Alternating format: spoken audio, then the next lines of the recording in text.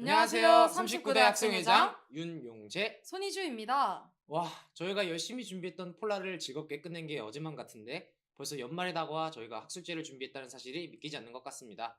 그러게요. 그나저나 우리 학교 학술제만의 다양한 프로그램들 기억하고 계신가요, 용재 씨? 글쎄요. 어떤 게 있었죠? 우선 전공어 인증시험과 전공어 과별 신앙송 대회부터 각 학술 동아리들이 준비한 발표까지 곧 이어서는 대망의 포디움이 시작될 예정인데요. 아, 맞다. 포디움 있었죠? 그 행사가 어떤 행사였는지 간단히 소개해 주세요. 네, 우리 학교의 포디움은 2학년 학생들이 각자 선정한 도서를 읽고 발제문을 작성한 뒤 토론을 하는 학술 심화 독서 프로그램의 연장선입니다. 이 포디움에서는 각 도서별로 사전에 선정된 우수 모듬들이 준비된 발표를 보여줄 예정이며 여러분들은 이 발표를 듣고 최우수 모듬을 선정해 주시면 됩니다. 용재 씨는 학술 심화 독서 때 어떠한 책을 읽으셨나요? 저는 마키아벨리의 군주론을 읽었었습니다. 악마의 책이라는 이명을 가진 책답게 무척이나 어려웠고 또 이 책이 왜 고등학교 필독도서였는지 알아내는 것도 무척 어려웠습니다. 하지만 이 뒤에 나올 팀은 열심히 분석해서 발표 영상을 준비했다고 하니 열심히 관람해 주시면 될 것 같습니다. 네, 그럼 포디움 한번 시작해 볼까요? 아, 잠시 그 전에 공지사항 하나 말씀드리도록 하겠습니다. 여러분, 열심히 시청하시는 여러분들을 위해 저희가 반을 돌면서 여러분들을 위해 간식을 배부해 드릴 예정입니다. 네, 그리고 영상 맨 마지막에 제시될 QR코드를 통해 최우수 모듬 선정하는 거 꼭 잊지 말아 주시길 바라면서 지금부터 2023학년도 대원 외국어 고등학교의 포디움을 시작하겠습니다. 시작하겠습니다.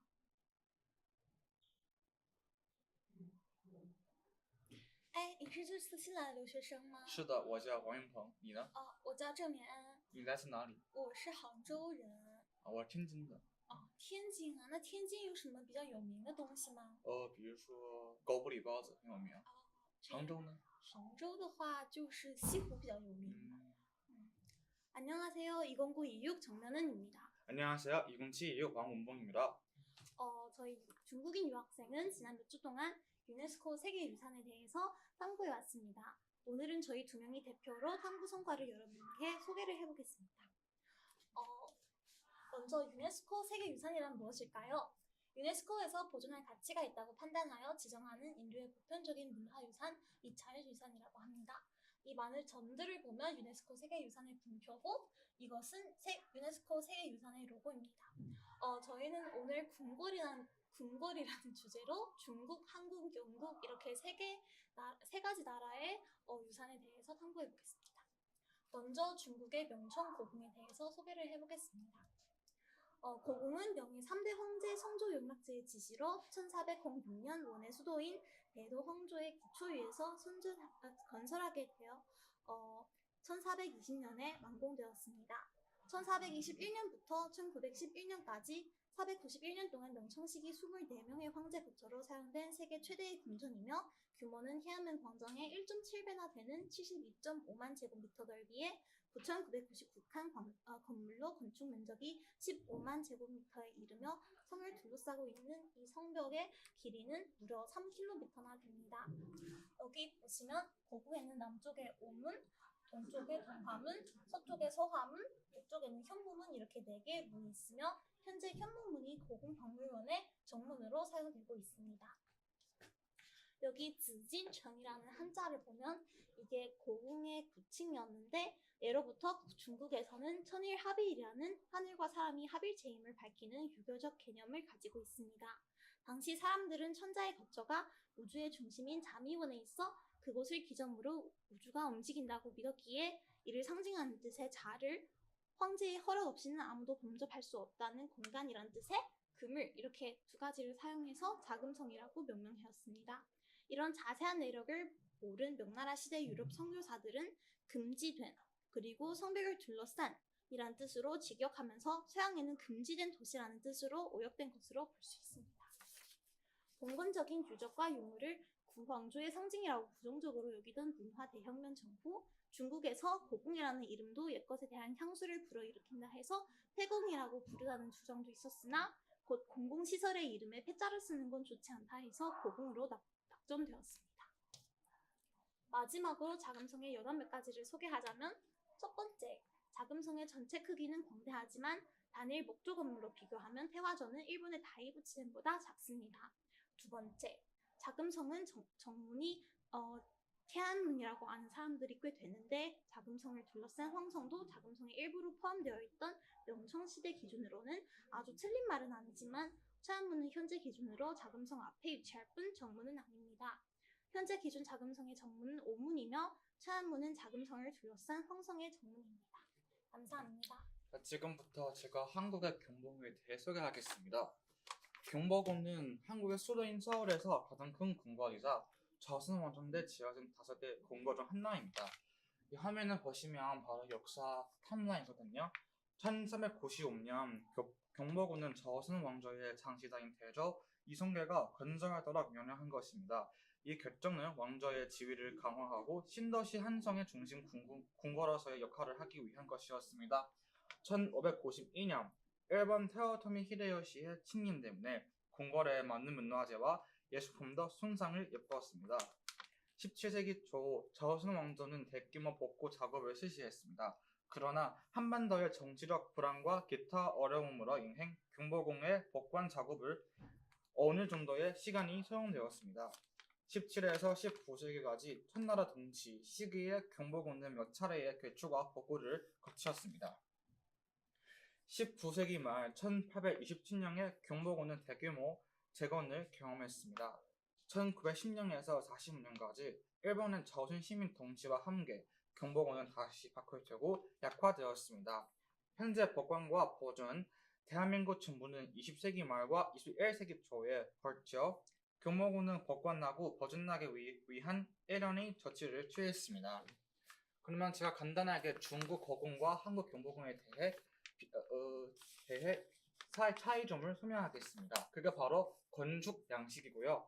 경복궁은 한국 전통 건축의 대표적인 예시로 다층 집들로 이루어진 주제 구조와 녹색 내열성 전자 지붕이 특징입니다. 이 궁궐은 거대하며 전반적으로 한국 건축 양식을 대표합니다. 이와 달리 고궁은 중국 거대 건축의 아름다움을 전하고 있습니다. 공림궁전은 주로 나무와 녹색 천자로 구성되며 붉은 벽과 노란 기와가 자연적인 산수와 조화를 이루어 중국 거대 건축에 웅장하고 장엄한 전신을 강조합니다. 마지막으로 제가 영국 버킹엄에 대해 소개하겠습니다. 버킹엄 궁전은 런던의 황궁이자 영국 건조의 관저입니다. 그것은 영국 런던의 왕실 숙소로 영국 건조의 행정본부입니다. 신거 전주의 양식인 이 웅장한 건물을 18세기 초에 지어졌으며 여러 차례의 수선을 거쳤습니다. 버킹엄 궁전은 1705년 버킹엄 공작 존 세필드에 의해 런던 중심부에 세워졌습니다. 이 건물은 원래 개인주택이었으나 영국 왕실에 매입하여 영국 왕실의 공식 거주지가 되었습니다. 1837년 빅토리아 여왕이 즉위한 후 버킹엄 궁전은 대대적인 확장과 리모델링을 거쳤습니다. 증축된 궁전은 더욱 장관이었고 영국 왕실의 상징 중 하나가 되었습니다. 20세기 초 버킹엄 궁전은 많은 화재와 전쟁의 피해를 겪었지만 몇 번 복구되고 재건되었습니다. 재건된 버킹엄 궁전은 1953년에 개장하여 영국 왕실의 공식 숙소와 중요한 관광 명소가 되었습니다. 이상입니다. 감사합니다.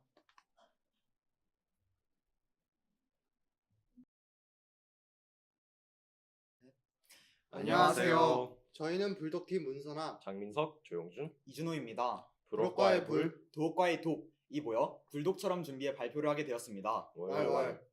오늘 저희가 발표할 책은 장 보드리아르의 소비의 사회이고 이를 기아의 리브랜딩을 중심으로 분석하려고 합니다. 최근 자가용 시장의 변화 동향, 기아의 변화로 알아본 소비의 사회 속 개념, 기아가 직면한 문제와 해결 방안 순서로 진행할 계획입니다. 이제 발표 시작하겠습니다. 경청 부탁드립니다.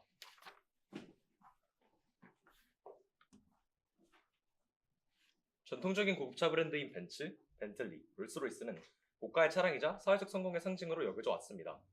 하지만 최근 들어 테슬라와 같은 전기차 브랜드가 눈에 띄게 성장하고 있습니다. 대표적인 전기차인 테슬라 모델 X는 가격이 1억 원을 넘기며 우버에서도 고급차로 분류됩니다. 포르쉐와 페라리 등 대다수의 기본 스포츠카 브랜드들도 전기차 출시를 하며 전기차의 이미지와 럭셔리의 연관성을 더욱 강화하고 있습니다. 이러한 추세는 특히 젊은 부유층 사이에서 인기를 얻고 있으며 전기차는 단순한 이동수단을 넘어 사회적 가치와 지위를 표현하는 수단으로 인식되고 있습니다. 이는 기존의 사회적 성공의 상징이었던 벤츠와 비슷하면서도 다른 성격을 띠고 있는데 현대 소비 사회에서는 환경적 가치를 반영하는 제품이 더 높은 가치를 지닌다는 책의 내용과 같이 테슬라의 인기는 이런 환경적 가치와 소비의 상호 보완적 관계를 보여줍니다. 환경 보호에 대한 인식이 높아지면서 전기차는 고가의 환경을 생각하는 소비의 상징이 되고 있는 것입니다. 이렇게 사용 가치보다 기호 가치를 중요시하는 것은 소비의 사회에서 주요 내용으로 다루어지는데요.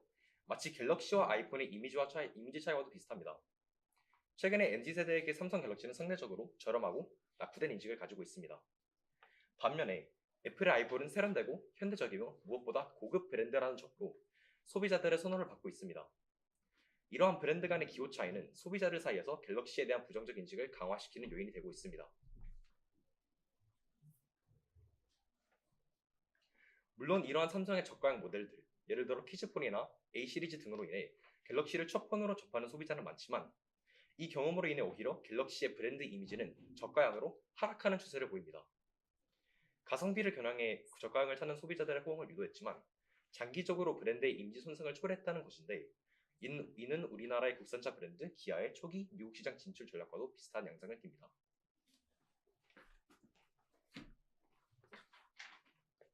아이폰과 테슬라 등의 브랜드가 대중적으로 하이엔드 이미지를 만들면서 세련되고 개성 있는 제품으로 인식되는 반면 기존의 기아, 갤럭시는 낙후된 이미지로 인해 본연의 개성을 부각시키기 어려웠습니다. 대중적인 인식 속에서 자연스럽게 저가 하급으로 분류되며 전체 브랜드에 악영향을 끼친 것입니다.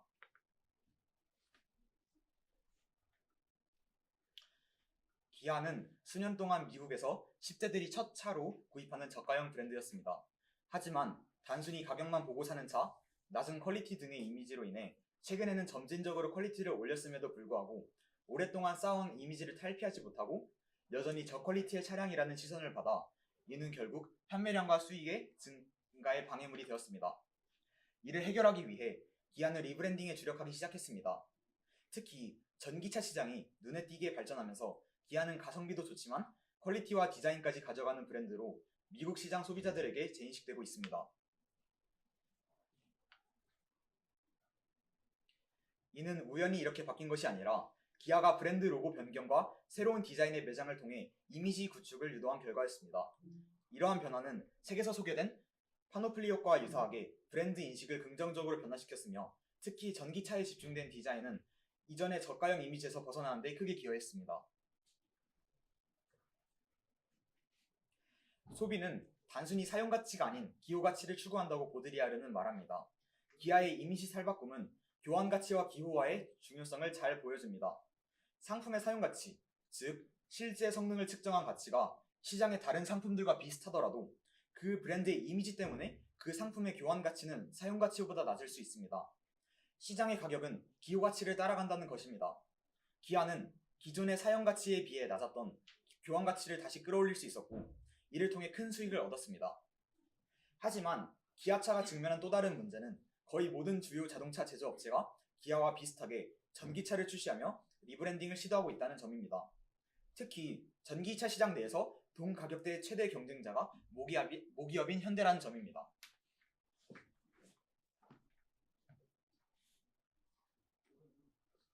저는 이러한 도전에 대응할 기아의 전략에 대해 말씀드리겠습니다.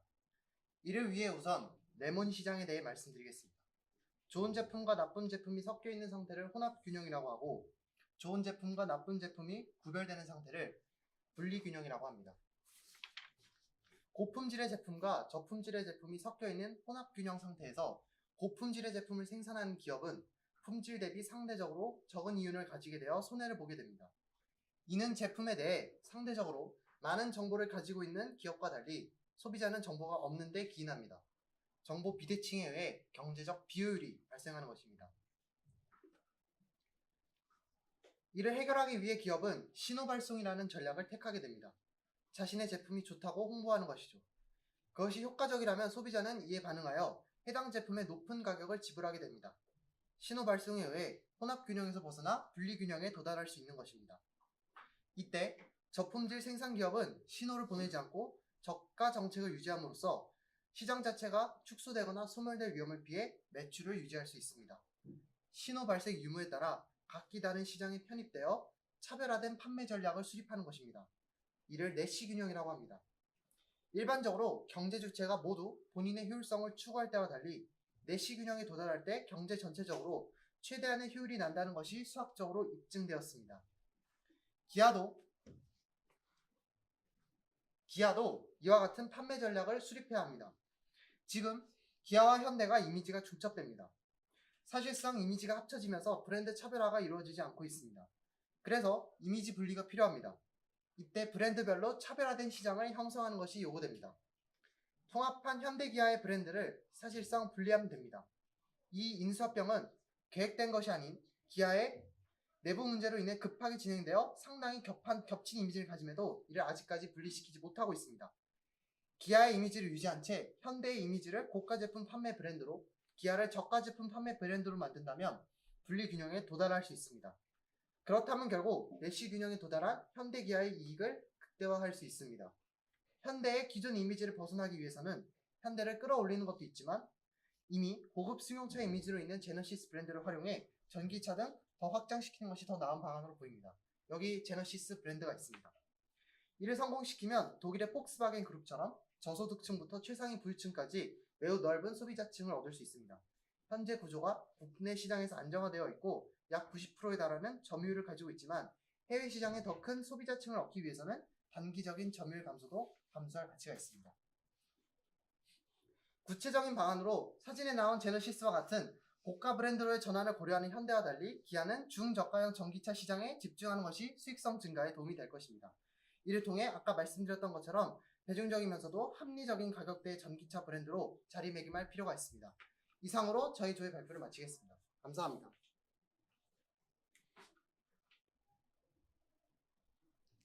안녕하세요. 저희는 수전 선택의 타인의 고통에 대해 발표할 고민보다 고다운조의 고다운, 장수혁, 안혜리, 민윤영입니다. 저희 조 이름에서 고민은 고통을 상징합니다. 그리고 다운이라는 이름의 한자 뜻을 살펴보면 만을 다해 평안할 온인데요. 이렇게 좋은 뜻을 가진 이름을 저희 조 이름으로 선정하게 되었습니다.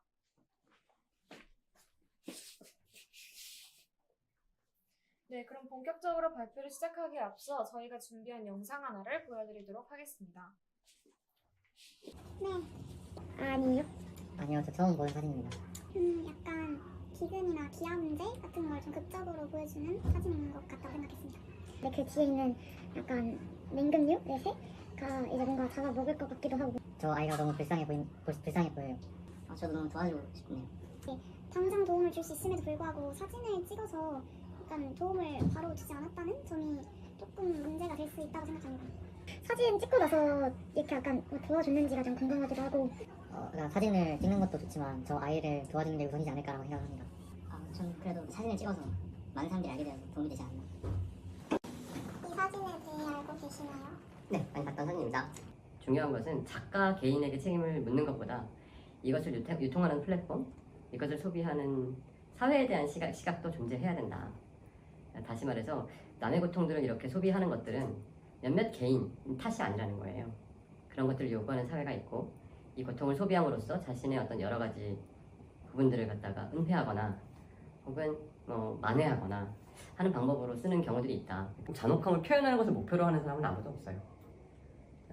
그 자체가 목표여서도 안 되고 사실 표현의 적절성을 판단하는 문제는 몇몇 개인이 아니라 되게 사회적 합의의 문제다. 사회적 수준의 문제다 이렇게 생각하고 싶어요. 그럼 방금 시청하신 인터뷰 영상을 바탕으로 이번 저희 조 발표 시작하도록 하겠습니다. 해당 인터뷰 영상을 통해 저희는 미디어가 제공하는 고통스러운 이미지에 대한 사람들의 인식을 대중 파악할 수 있었습니다. 여러분들도 혹시 이 사진을 알고 계신가요? 영상에서 보셨다시피 이 사진은 소녀와 독수리의 대비가 두드러지는 작품인데요. 이 사진을 촬영한 사진 작가는 소녀를 당장 구하지 않고 사진부터 찍었다는 점에서 수많은 비난을 받았고 결국 목숨을 스스로 끊게 되었다고 합니다. 이 탐구를 진행하기 전 저희 조는 대체적으로 고통스러운 이미지를 생산하는 생산자에 초점을 두어 책임 의무를 고찰해 보았는데요. 독서와 인터뷰를 통해 도출해낸 결론은 이러합니다. 즉 잔인하고 고통스러운 이미지를 아예 소비하지 않는 것은 불가능하고 또 때론 대의를 위해서 이러한 요소들이 반드시 필요할 때도 많습니다. 결국 책임을 져야 하는 주체는 개개인이 아닌 하나의 사회라는 사실입니다. 고통스러운 이미지를 통해 그것보다 더 상위에 있는 가치 혹은 교훈을 전달하는 것이 아니라 타인의 고통 그 자체를 부각시켜 일종의 쾌락으로 삼는 현대사회의 일부 모습들이야말로 개선되어 나가야 한다고 생각합니다.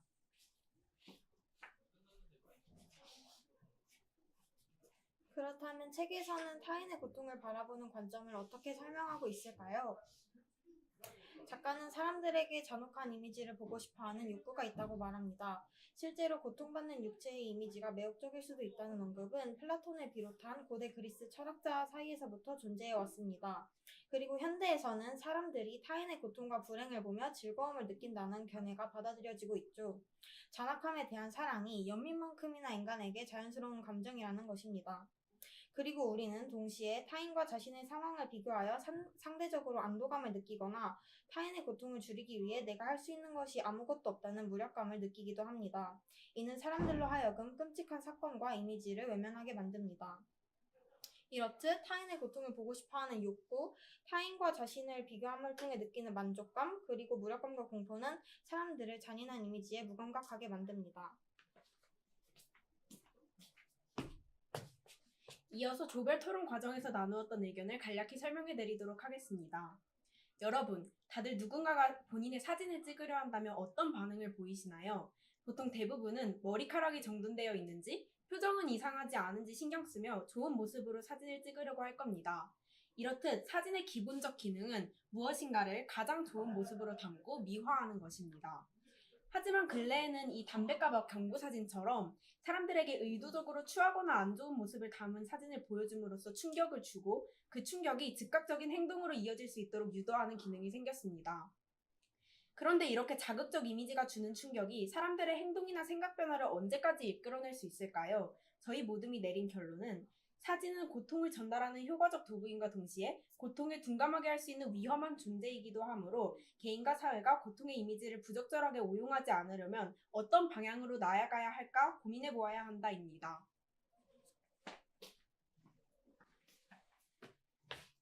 네, 그럼 전 마지막으로 저희 모둠이 진행한 심화 탐구에 대해서 발표하고 마무리하도록 하겠습니다. 앞에서 소개해준 것처럼 미디어상의 다양한 사진 등의 매체는 시각적, 청각적 심상을 통해서 감상자에게 다양한 영향을 야기할 수 있습니다. 뉴스나 신문처럼 공식적인 보도뿐만이 아니라 이제 네이버 카페, 유튜브 혹은 심지어 소셜미디어와 댓글창까지 감상자에게 단기간에 큰 영향을 줄 수 있는 것은 부인할 수 없는 사실입니다. 아까 보였던 영상에서도 하나의 사진만을 가지고 단기간에 다양한 감상자에게 다양한 심상을 야기한 것을 볼 수 있습니다. 이렇게 미디어는 어떤 형태로 쓰이던 간에 사용자와 감상자 그리고 어쩌면 사회 전체에까지도 큰 파장을 일으키며 악용될 시 돌이킬 수 없는 상처를 남기기도 합니다. 혹시 화면에 보이는 이 세 사진이 낯이 익으신가요? 화면의 세 사진들은 모두 한국의 OTT 서비스가 제공하는 드라마 중 모두 관심 영상 1위를 기록한 영상들입니다. 이 세 영상은 공통점이 있는데요. 바로 잔인한 장면, 폭력성을 적나라하게 보여준 장면들이 많다는 점입니다. 저는 이러한 영상들을 보고 사람들의 반응에 대해 매우 놀랐었는데요. 새 드라마 속 악당 역할의 배우가 잔인하게 죽임을 당하거나 고통스러워하는 장면에 통쾌해하거나 기뻐하는 댓글들이 많이 달린 것입니다.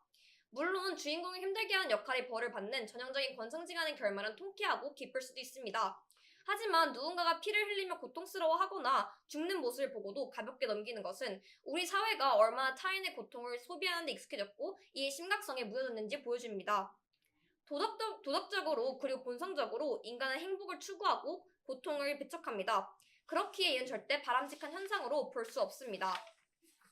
저희 모둠은 현대사회의 이런 소비 견해를 완화하고자 하는 해결책으로 미디어 리터러시의 한 명을 소개하고자 합니다. 미디어 리터러시는 총 4가지, 갈등 조정 능력, 의문을 제기할 수 있는 능력, 영향력을 인식할 수 있는 능력, 그리고 마지막으로 타인과 공감할 수 있는 능력을 일컫습니다. 이러한 능력은 평소 타인과 대화를 나눌 때 상대방의 입장에 나를 대입해보는 것으로부터 시작할 수 있습니다. 우리는 미디어가 제공해준 이미지를 봅니다. 이는 마치 달의 한 표면을 보는 것과 같죠. 하나의 사진 속에서는 숨겨진 이야기도 있을 수 있다는 것을 인정하면서 내가 보고 있는 사진이 어쩌면 그저 달의 일부이다를 인지할 수 있는 능력이 필요합니다. 만약 모두가 미디어 리터러시를 함양할 수 있다면 조금은 더 따뜻한 정보화 시대가 막을 열 수 있지 않을까 기대하고 있습니다.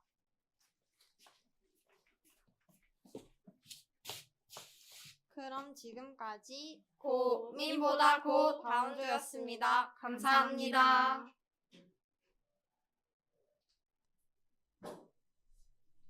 안녕하세요. 저희는 왕관의 무게를 견뎌라의 불업과 서과! 김여진, 최현재, 유서연, 이혜인, 박수민입니다. 군주로는 마키아벨리가 메디치 가문의 로렌초에게 헌정한 책입니다. 이 책은 크게 두 부분으로 나뉘는데 초반부는 군대 지휘와 침략에 대한 내용을, 후반부는 현대 인간관계에도 적용할 수 있는 군주로서의 자질에 대한 내용을 중심으로 담고 있습니다. 특히 현대 사회에서 우리 모두는 리더의 자리를 경험하게 됩니다.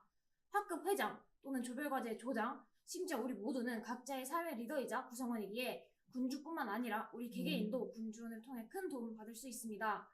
저희는 군주론을 역할극으로 재미있게 표현하고자 했습니다. 저희는 각각 망해가는 제국의 군주를, 지략가 마키아벨리를 백성 역할을 맡았습니다.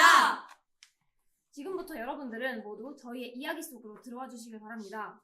지금부터 여러분은 주인공과 같이 망해가는 군주입니다. 여기 망해가는 제국이 있습니다. 군주가 이 모양이, 나라가 이 모양이지. 쿠데타에 계속된 침략에. 당신은 군주가 아니야. 지금 나라 꼴이 이 모양인데 대체 뭘 하고 있는 건지. 아유, 나라 참 잘 돌아간다. 우리 제국은 그냥 이렇게 망하는 건가? 현명한 군주가 되고 싶으신가요? 그렇지. 난 우리 제국을 위해서라도 더 나은 군주가 되어야 한다네. 그러면 제 이야기 한번 들어보시겠어요? 말해보게나.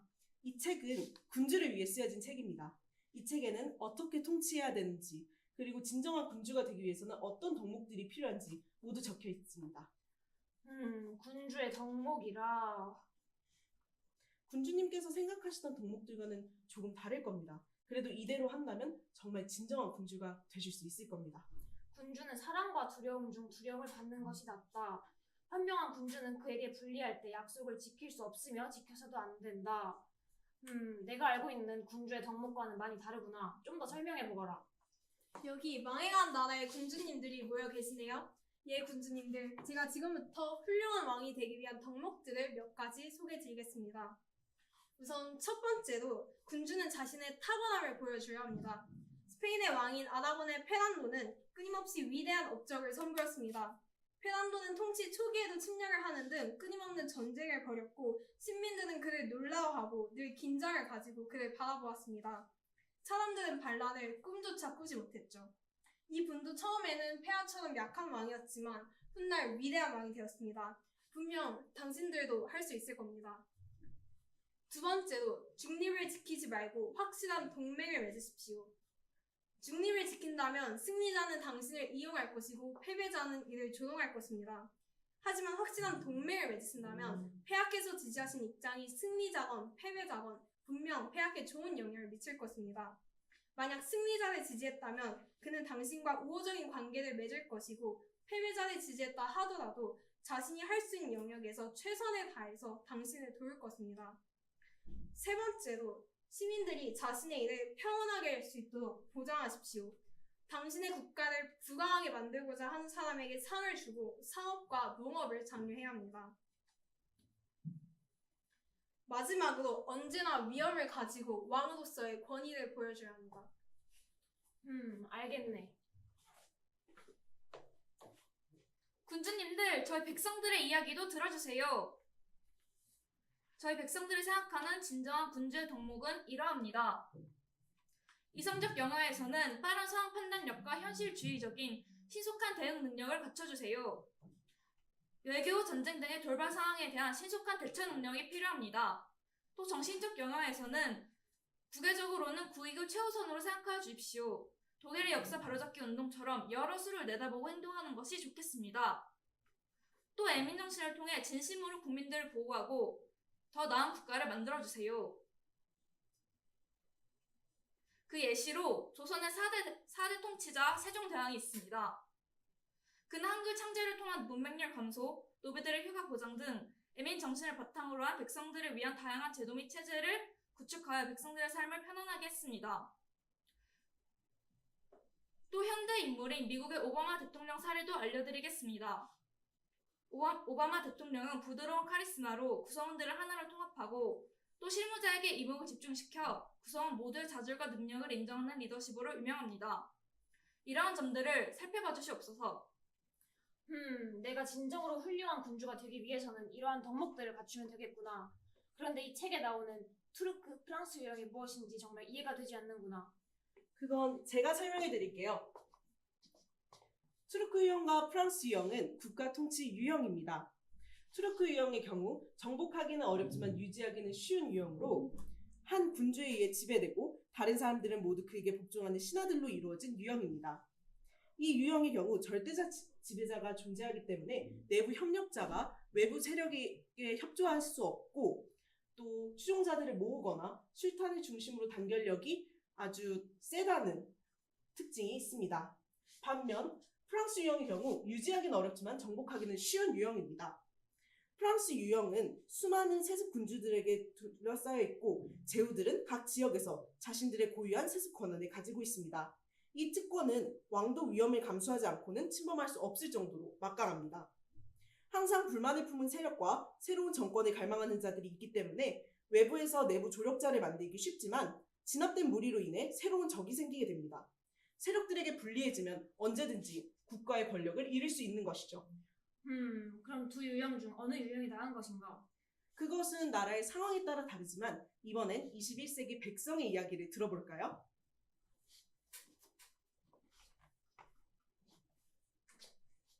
군주님들, 저희의 상황을 살펴봐 주세요.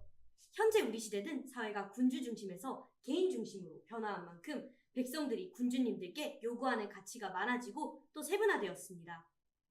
프랑스를 모델 삼아 저희를 다스리신다면 지역이 서로를 견제하며 사회의 개선을 이끌어낼 수 있고 또 침략의 위험도 적어질 것이고 또 각 지역에 맞는 통치 덕분에 쿠데타도 적어질 겁니다.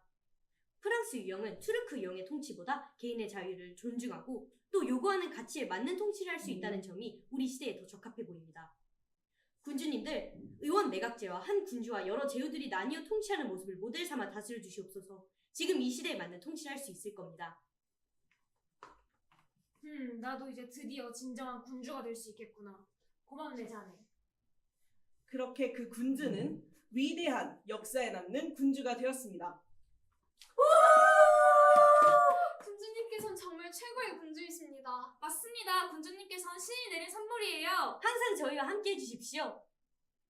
이제 군주님께서도 왕관의 무게를 견딜 준비가 되셨군요. 지금까지 왕관의 무게를 견뎌라였습니다. 감사합니다.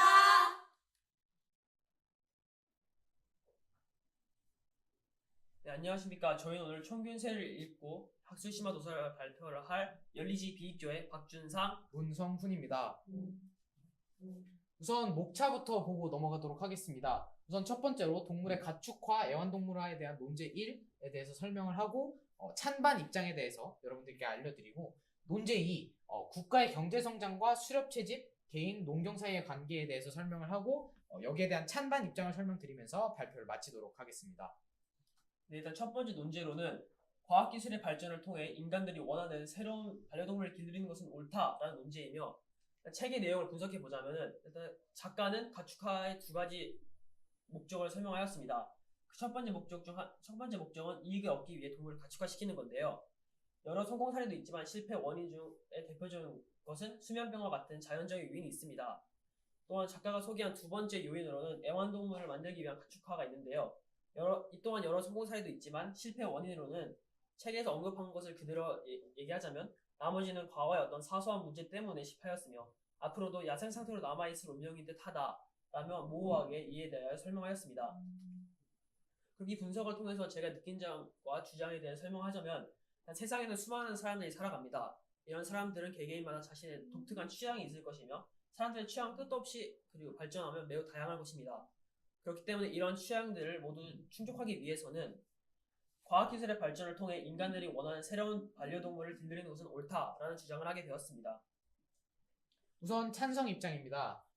인간과 동물을 포함한 자연생태계 모두의 이익을 증진할 수 있다면 동물을 길들이고 동물을 사유하는 것은 정당하다라고 하고 있습니다. 우선 첫 번째로 공리주의 입장에서 여기에 대해서 동의를 하고 있고요. 두 번째로 환경 문제가 큰 위기로 떠오른 지금 자연에 해를 끼치지 않는 선에서 인간에게 이득이 되는 행위를 하는 것은 중요하다라고 말을 하면서 찬성 입장을 피력하고 있습니다. 두 번째로 반대 입장입니다. 현대 사회에서 무분별하게 동물을 사유하는 것은 옳지 않다라고 주장을 하고 있고요. 우선 첫 번째로 인간이 동물을 도구화하고 수단화하면서 활용하는 것은 윤리적으로 어긋난다라고 주장을 하고 있고요. 두 번째로 동물 중심주의를 토대로 동물 학대, 반려견 유기, 활동 공간 제한으로 인한 스트레스 유발 등을 일으킬 수 있기 때문에 이런 것들이 필연적으로 일어날 수 있다라는 점에 집중을 해서 반대 입장을 피력하고 있습니다. 마지막으로 현존하는 반려동물들 중에서 반려동물 종에서 벗어난 새로운 종을 반려동물로 들여올 경우 사회적 또는 구조적, 제도적 혼란이 발생할 것을 우려하여 반대 입장을 드러내고 있습니다. 다음 논제입니다. 두 번째 논제로는 수렵 채집 또는 농경의 선택은 국가 경제 성장에 매우 작은 영향을 준다라는 내용이며 일본의 사례, 중국의 사례, 그리고 미국의 사례를 통해서 이를 분석해 보도록 하겠습니다. 일단 일본의 사례를 보자면 일본은 아시아 본토의 집약적인 식량 생산에 비해 농경 문화를 좀 더 느리게 그리고 좀 더 느긋하게 채택하는 경향이 있습니다. 이 이유로는 일단 해산물과 토종식물을 기반으로 한 수렵 채집이 농경을 기반으로 한 생산력보다 상당히 높기 때문이라고 볼 수 있고요. 이런 수렵 채집을 선택한 일본은 현재 사회에서 현대 경제를 이끌어 나가는 몇몇 안 되는 나라 중 하나로 꼽히는 걸 볼 수 있습니다. 두 번째는 중국의 사례입니다. 중국은 넓은 국토로 인해 많고 다양한 자원이 존재합니다. 또한 많은 생태계가 존재하기 때문에 비교적 자원 획득이 쉬운 환경에 속해 있습니다. 그럼에도 불구하고 중국은 수렵 채집보다는 농경을 택한 모습을 볼 수 있습니다. 이러한 농경을 택한 중국은 현대 사회를 이끌어 나가는 국가가 아닌 개발도상국의 처지에 있음을 볼 수 있습니다. 마지막은 미국의 사례입니다. 미국은 수렵 채집보다는 농경을 선택한 나라인데요. 농경을 선택한 미국은 현대 세계 경제를 주도하는 국가가 되어 있음을 볼 수 있습니다. 책의 작가는 과거에는 수렵 채집이 농경보다 다양한 측면에서 유리하다고 주장을 하였습니다. 하지만 저희가 방금 살펴봤듯이 미국, 일본, 그리고 중국의 사례를 본다면 과연 농경과 수렵 채집 중에서 무엇을 선택했는지에 따라 경제 성장이 어떤 영향이 있을 것이다 라는 것에 의문을 품을 수 있습니다. 그렇기 때문에 저희는 수렵 채집 또는 농경의 선택은 국가 경제 성장에 매우 작은 영향을 미친다 라고 주장하였습니다. 위의 토론 주제에 대해서 우선 찬성 입장입니다. 우선 찬성 입장은 국가의 경제 성장은 단순히 그 국가가 농경 또는 수렵 채집을 선택했는지에 달려있지 않다라고 주장을 하고 있는 것입니다. 우선 찬성 입장 같은 경우에는 그 농경과 수렵 채집 외에도 다른 외부적인 요인들이 많이 개입을 하기 때문에 이런 것들을 모두 고려해서 연구를 진행해야 된다라고 주장을 하고 있고요. 그런 요인들 같은 경우에는 우선 지리적 요소, 환경적 요소, 인구적 요소들이 있습니다. 이러한 요인들을 모두 고려하지 않은 연구는 무의미하고 쓸모가 없다라고 생각을 하고 이러한 요인들을 모두 포함을 해서 연구를 해야 수렵 채집이나 농경이 어떤 영향을 끼쳤는지 또는 어떤 나라가 얼마나 경제 발전이나 경쟁력 발전을 이룩했는지를 알 수 있다라고 주장하고 있습니다. 반대 입장 같은 경우에는 수렵 채집과 농경 사이의 결정은 국가 경쟁력에 큰 영향을 끼친다라고 설명을 하고 있고요. 우선 책의 부분 대륙간 불균형 이론과 원주민이 낙후된 원인 부분을 보면 지리적 요인이 국가 경쟁력이나 경제 성장에 큰 영향을 끼치고 결국 이 지리적 요인이 수렵 채집이냐 농협이냐를 결정하기 때문에 결국 수렵 채집이나 농협이냐를 결정하는 것이 국가 경쟁력에 필연적으로 큰 영향을 미친다라고 주장하고 있습니다. 두 번째로는 역사적으로 많은 농업을 선택한 국가들 같은 경우에는 식량 저장과 풍족한 농업 생산력을 이루어내어서 좋은 문명을 이룩한 반면에 수렵 채집을 선택한 국가 같은 경우에는 식량 확보의 불확실성과 여기 나오시지 환경의 위험성에 노출되어서 농경 사회로서 전환 여부가 어렵고 또한 국가 경쟁력으로 이루어질 수 없었기 때문에 발전이 어려웠다라고 판단을 하고 있습니다. 저희는 총균세를 읽고 두 가지 논제에 대해 소개를 하였는데요. 여러분도 이 논제에 대해서 한번 고민을 해봤으면 유익한 시간이 될 거라고 생각합니다. 이상으로 총균세를 읽고 진행하게 된 학술 심화도서 발표를 마치도록 하겠습니다. 감사합니다.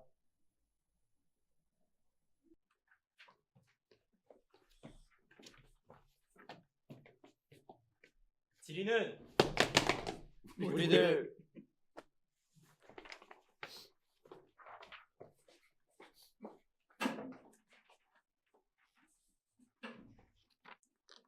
안녕하십니까. 지리는 우리들의 조장을 맡고 있는 최미준입니다. 오늘 포디움에서 저희 조가 진행할 발표는 틴 마샬의 책 지리의 힘을 바탕으로 구성되었습니다. 책 속에서 작가는 전 세계의 경제와 문화 발전에 막대한 영향을 미치는 요소로 지리를 꼽고 있는데요. 산맥과 바다, 강과 들판은 문명의 시작을 불러일으키며 갈등의 씨앗이 되기도 합니다. 이처럼 지리는 인류에게 신이 부여한 법칙과도 같은 존재입니다. 지리로 인해 국가들의 운명이 정해지고 세계 경제의 흐름이 바뀝니다. 저희 지리는 우리들은 조원들은 지난 시간 동안 다양한 나라의 지리적 요건을 분석해보고 이러한 지리적 요건 하에 이 나라들이 발전할 수 있는 방향에 대해 열심히 고민해왔습니다. 따라서 이번 학술제에서는 저희가 다루었던 국가들 중 지정학적 최대 피해자라고 불리우는 아프리카에 대한 내용을 여러분들과 함께 공유하고자 합니다. 그럼 지금부터 아프리카 경제발전 포럼을 시작하도록 하겠습니다. 우선 아프리카가 그토록 많은 자원을 보유하고도 세계 최빈 대륙이 될 수밖에 없었던 이유를 지리적으로 분석해 주실 지리 박사 김동현 선생님을 모시겠습니다.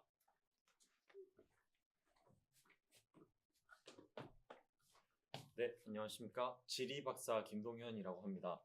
저는 오늘 먼저 아프리카의 대략적인 정보를 전달해 드릴 건데요. 먼저 아프리카 대륙은 아시아에 이어 전 세계에서 두 번째로 큰 대륙으로 50만 년 전 호모사피엔스가 처음 등장하면서 제일 일찍 출발한 문명입니다. 하지만 지금 아프리카는 최저 빈곤율을 기록하면서 최대 빈곤율을 기록하면서 경제 발전에서 크게 뒤처져 있는데요. 천연자원도 풍부하고 제일 먼저 문명을 꽃피운 대륙인데 왜 이런 것일까요? 아프리카의 거대한 지리는 그들의 발전에 있어서 가장 큰 장애물로서 작용하였습니다. 아프리카 대륙은 상부와 하부로 나뉘어지는데요. 상부는 북아프리카의 아랍어 사용 국가들로 구성되어 있지만 부조어와 아랍어 등등 수천 개가 넘는 언어와 수천 개의 각자의 문화는 아프리카 대륙의 발전을 막아서는 데 충분하였습니다. 또한 대륙의 큰 강들도 문제였는데요. 니제르강, 콩고강, 잠베지강, 나일강들을 비롯한 대규모 하천들은 서로 연결되어 있지 않을 뿐더러 가파르게 꺾여져 내려와 교역에도 쓸모가 없었습니다.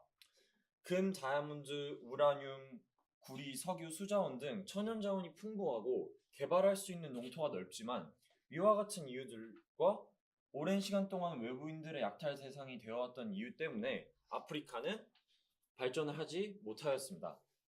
감사합니다. 네, 좋은 말씀 잘 들었습니다. 다음 순서로 원래 아프리카 연합 대표님이 직접 참석하여 의견을 표명하실 계획이었지만 개인적인 사정으로 이번 포럼에 불참하게 되셨습니다. 대신 한국에서 아프리카 사랑단 활동을 이어오고 있는 아프리카 전문가 배지한 대표님이 연설문을 대독하여 현지의 실정을 전달해 드리도록 하겠습니다. 박수로 맞이해 주세요.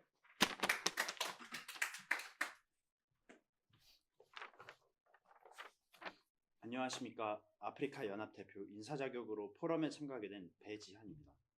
오늘은 제가 여러분들에게 말씀드릴 것은 앞서 발표자께서 하신 것과 크게 다르지 않습니다. 우리 아프리카 대륙은 지난 세월 동안 지리적 여건의 불리함으로 인해 고통받아 왔습니다. 많은 자원을 보유하고 있음에도 서구 열강들의 수탈의 역사를 벗어나지 못하고 여전히 해외 원조에 의존하는 국가가 대부분입니다. 따라서 우리는 사회 구조적 인프라의 개선을 통해 아프리카 대륙이 자체적으로 발전할 수 있는 하나의 시장이 되길 기원합니다. 여기 와 계신 많은 국가들의 적극적인 관심과 투자를 부탁드립니다. 감사합니다.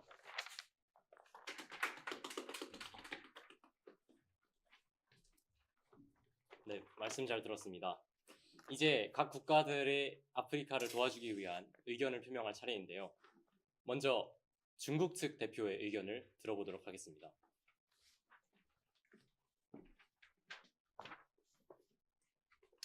안녕하십니까. 중국 측 의견을 전달해 드릴 유동훈입니다. 저희 중국은 아프리카 대륙의 무궁한 발전과 번성을 위해 동반자 관계를 유지하고 꾸준한 지원을 통해 두 대륙 간의 연합에 깊은 관심을 표합니다. 정부가 추진하고 있는 1대1로 정책은 이러한 인프라 지원에 최적화되어 있다고 자부합니다. 아프리카 측에서도 말씀했다시피 산업을 위한 첫 걸음은 인프라 구축입니다. 우리 중국의 자본력을 아프리카의 인프라 재건 사업에 투자한다면 향후 발전을 위한 좋은 밑거름이 될 것이라 믿어 의심치 않습니다. 감사합니다.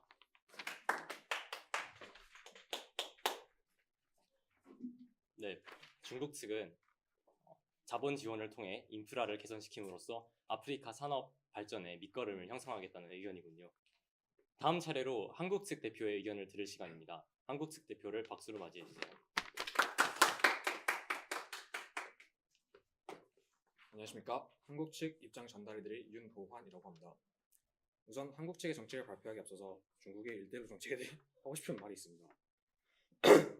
중국 1대1로 정책 진행 중 참가국이 상업하지 못하는 상황이 발생하면 개발된 인프라는 중국이 강탈하게 됩니다. 그 결과 이들 국가의 국유 자산은 중국에 실질적으로 강탈당하게 되죠. 더 나아가 사업이 추진된 인프라가 경제성이 없는 관계로 지속적인 경제적 부담이 될 뿐만 아니라 이 과정에서 진출한 중국 기업과 중국인들이 해당 지역을 중국화하여 현지인들은 주변화시키고 해당 지역은 중국의 영향력 아래에 들어가게 됩니다. 그래서 우리 대한민국은 다른 정책을 들고 왔습니다. 아프리카 대륙은 현재 자체적으로도 통합하려는 노력들을 보이고 있습니다. 아프리카 내부에서 창립한 AU와 같은 연합들은 RECS라는 지역별 연합으로 분할하여 각 지역의 자체적 발전을 위해 노력하고 있습니다. 따라서 우리가 이들의 경제 성장에 움직임을 도와주려면 대륙주의와 지역주의를 연계해서 유기적으로 접근해야 합니다. 아프리카의 통합될 수 없는 지리적 특징을 고려하지 않고 일관적으로 자본의 지원으로만 이 문제를 해결한다고 하려면 결국은 현재와 같은 빈곤의 되물림만 계속될 뿐입니다. 실제로 한국의 카이스트가 아프리카 국가들과 진행한 EDCF 사업은 효과적인 해외 원조의 대표적 예시로 꼽히고 있으며 일시적인 원조가 아닌 지속 가능한 발전을 도와줄 수 있다는 점에서 높게 평가할 수 있겠습니다. 카이스트는 케냐, 우간다 등과 EDCF 계약을 체결하여 과학기술원 건립, 중소기업 지원 등을 통해 일자리 창출을 통한 해당 지역의 산업 활성화를 돕고 있습니다. 이와 같은 산업 발전 정책은 지역별 필요에 맞춘 구체적인 지원으로 관세 정책과 산업에 대한 정부의 배려만 수반된다면 자원금의 빼돌림 없이 실질적인 도움이 되는 정책이 될 수 있다고 생각합니다. 감사합니다. 네, 한국 대표 측 의견까지 들어보았는데요. 여러분들의 생각은 어떠신가요? 한번 생각해 보시면 좋겠습니다. 그렇다면 이상으로 아프리카 발전 포럼을 마치도록 하겠습니다. 시청해 주신 여러분 감사합니다.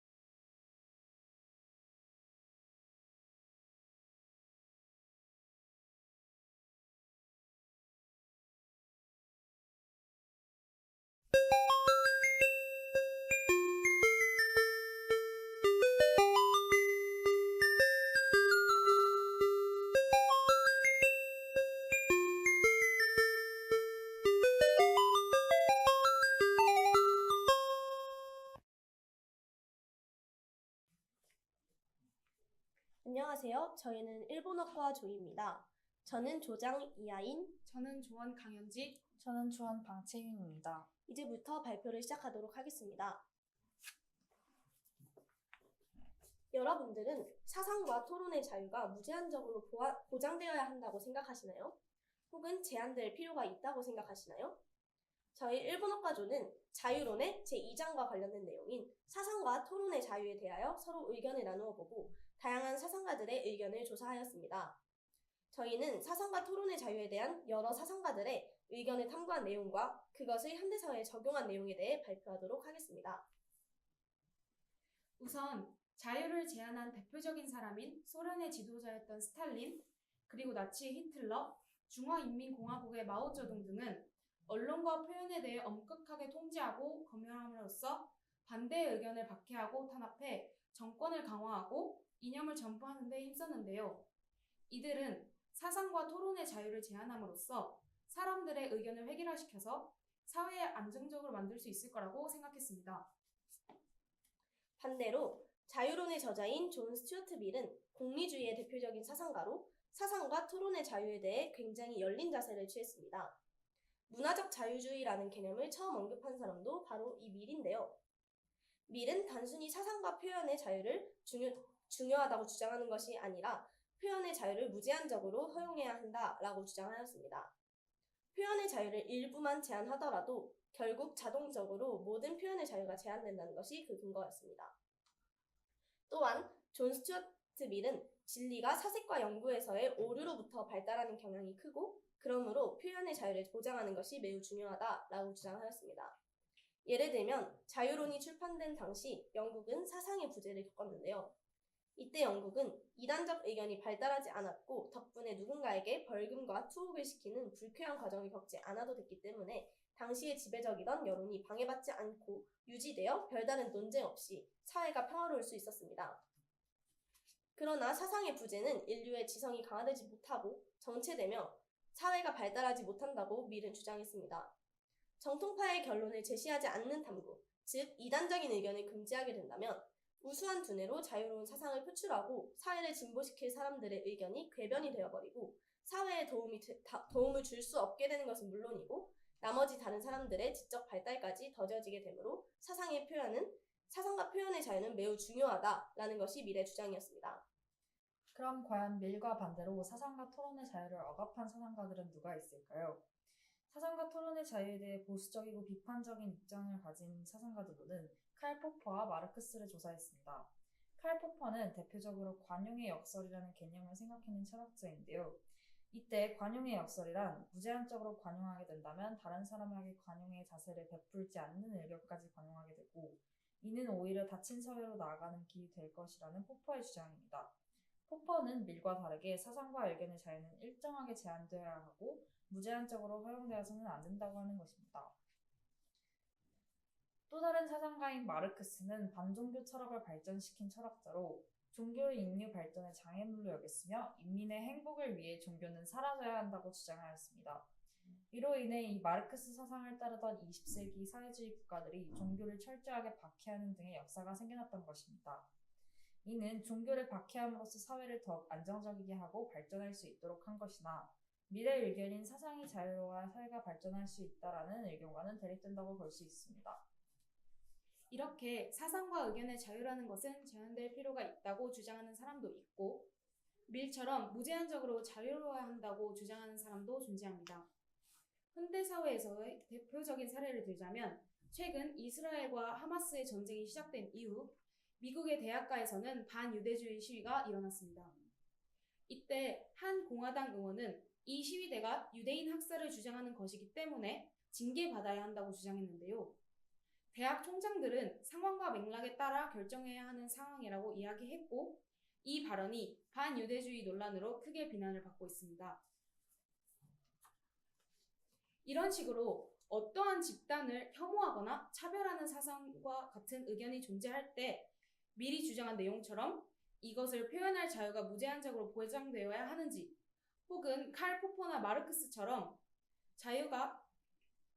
표현의 자유에는 제한이 필요하다라고 주장하는 사상가들의 주장과 같이 사상과 의견의 자유는 일정하게 제한될 필요가 있을지가 논의될 수 있습니다. 우선 반유대주의 같이 혐오적인 사상은 차별을 낳고 다른 사람의 존엄과 가치를 침해하는 문제점이 있어 제한해야 한다고 주장하는 의견이 있을 수 있습니다. 아무리 표현의 자유가 있더라도 반유대주의처럼 특정 집단을 혐오하는 사상은 그 집단에 대한 증오 범죄로까지 이어질 수 있으므로 반드시 제한해야 되는 것이 맞다는 것입니다. 그 예시로는 홀로코스트 같은 역사적 비극 사건이 있습니다. 홀로코스트는 나치 독일이 자행한 유대인 대학살로 반유대주의가 원인이 된 역사적 증오 범죄였습니다. 이러한 문제점이 발생할 수 있기 때문에 혐오 표현은 제한되어야 한다는 의견이 있고 그러한 의견으로 인해 대학가의 반유대주의 시위대와 대학 총장들이 논란이 되고 있는 것이죠. 하지만 반대로 미래 관점에서 이 현상을 바라본다면 반유대주의도 하나의 의견이며 이것이 진리이든 진리가 아니든 무조건 사상과 토론의 자유를 보장해야 하므로 반유대주의의 시위대를 징계하면 안 된다는 견해를 보일 것입니다. 이러한 혐오적 표현이 공개적으로 토론될 수 있어야 공개적으로 비판도 가능하며 그에 따른 많은 사람들의 인식을 변화시키고 사회를 진보시킬 수 있다고 밀은 주장하였습니다. 현대 사회에 있어서는 미래의 무제한적인 사상과 의견의 자유는 알려지지 않을 자유와 대립하거나 혐오 표현 혹은 민간에 대한 표현까지 자유로워진다면 남의 인권을 침해할 여지가 있다는 한계점과 비판점이 존재합니다. 그러나 미래의 사상과 의견의 자유를 보장해야 한다라는 주장이 현대사회의 언론, 표현의 자유를 보장할 수 있도록 도왔다는 의의가 있습니다. 이상으로 발표를 마치도록 하겠습니다. 감사합니다.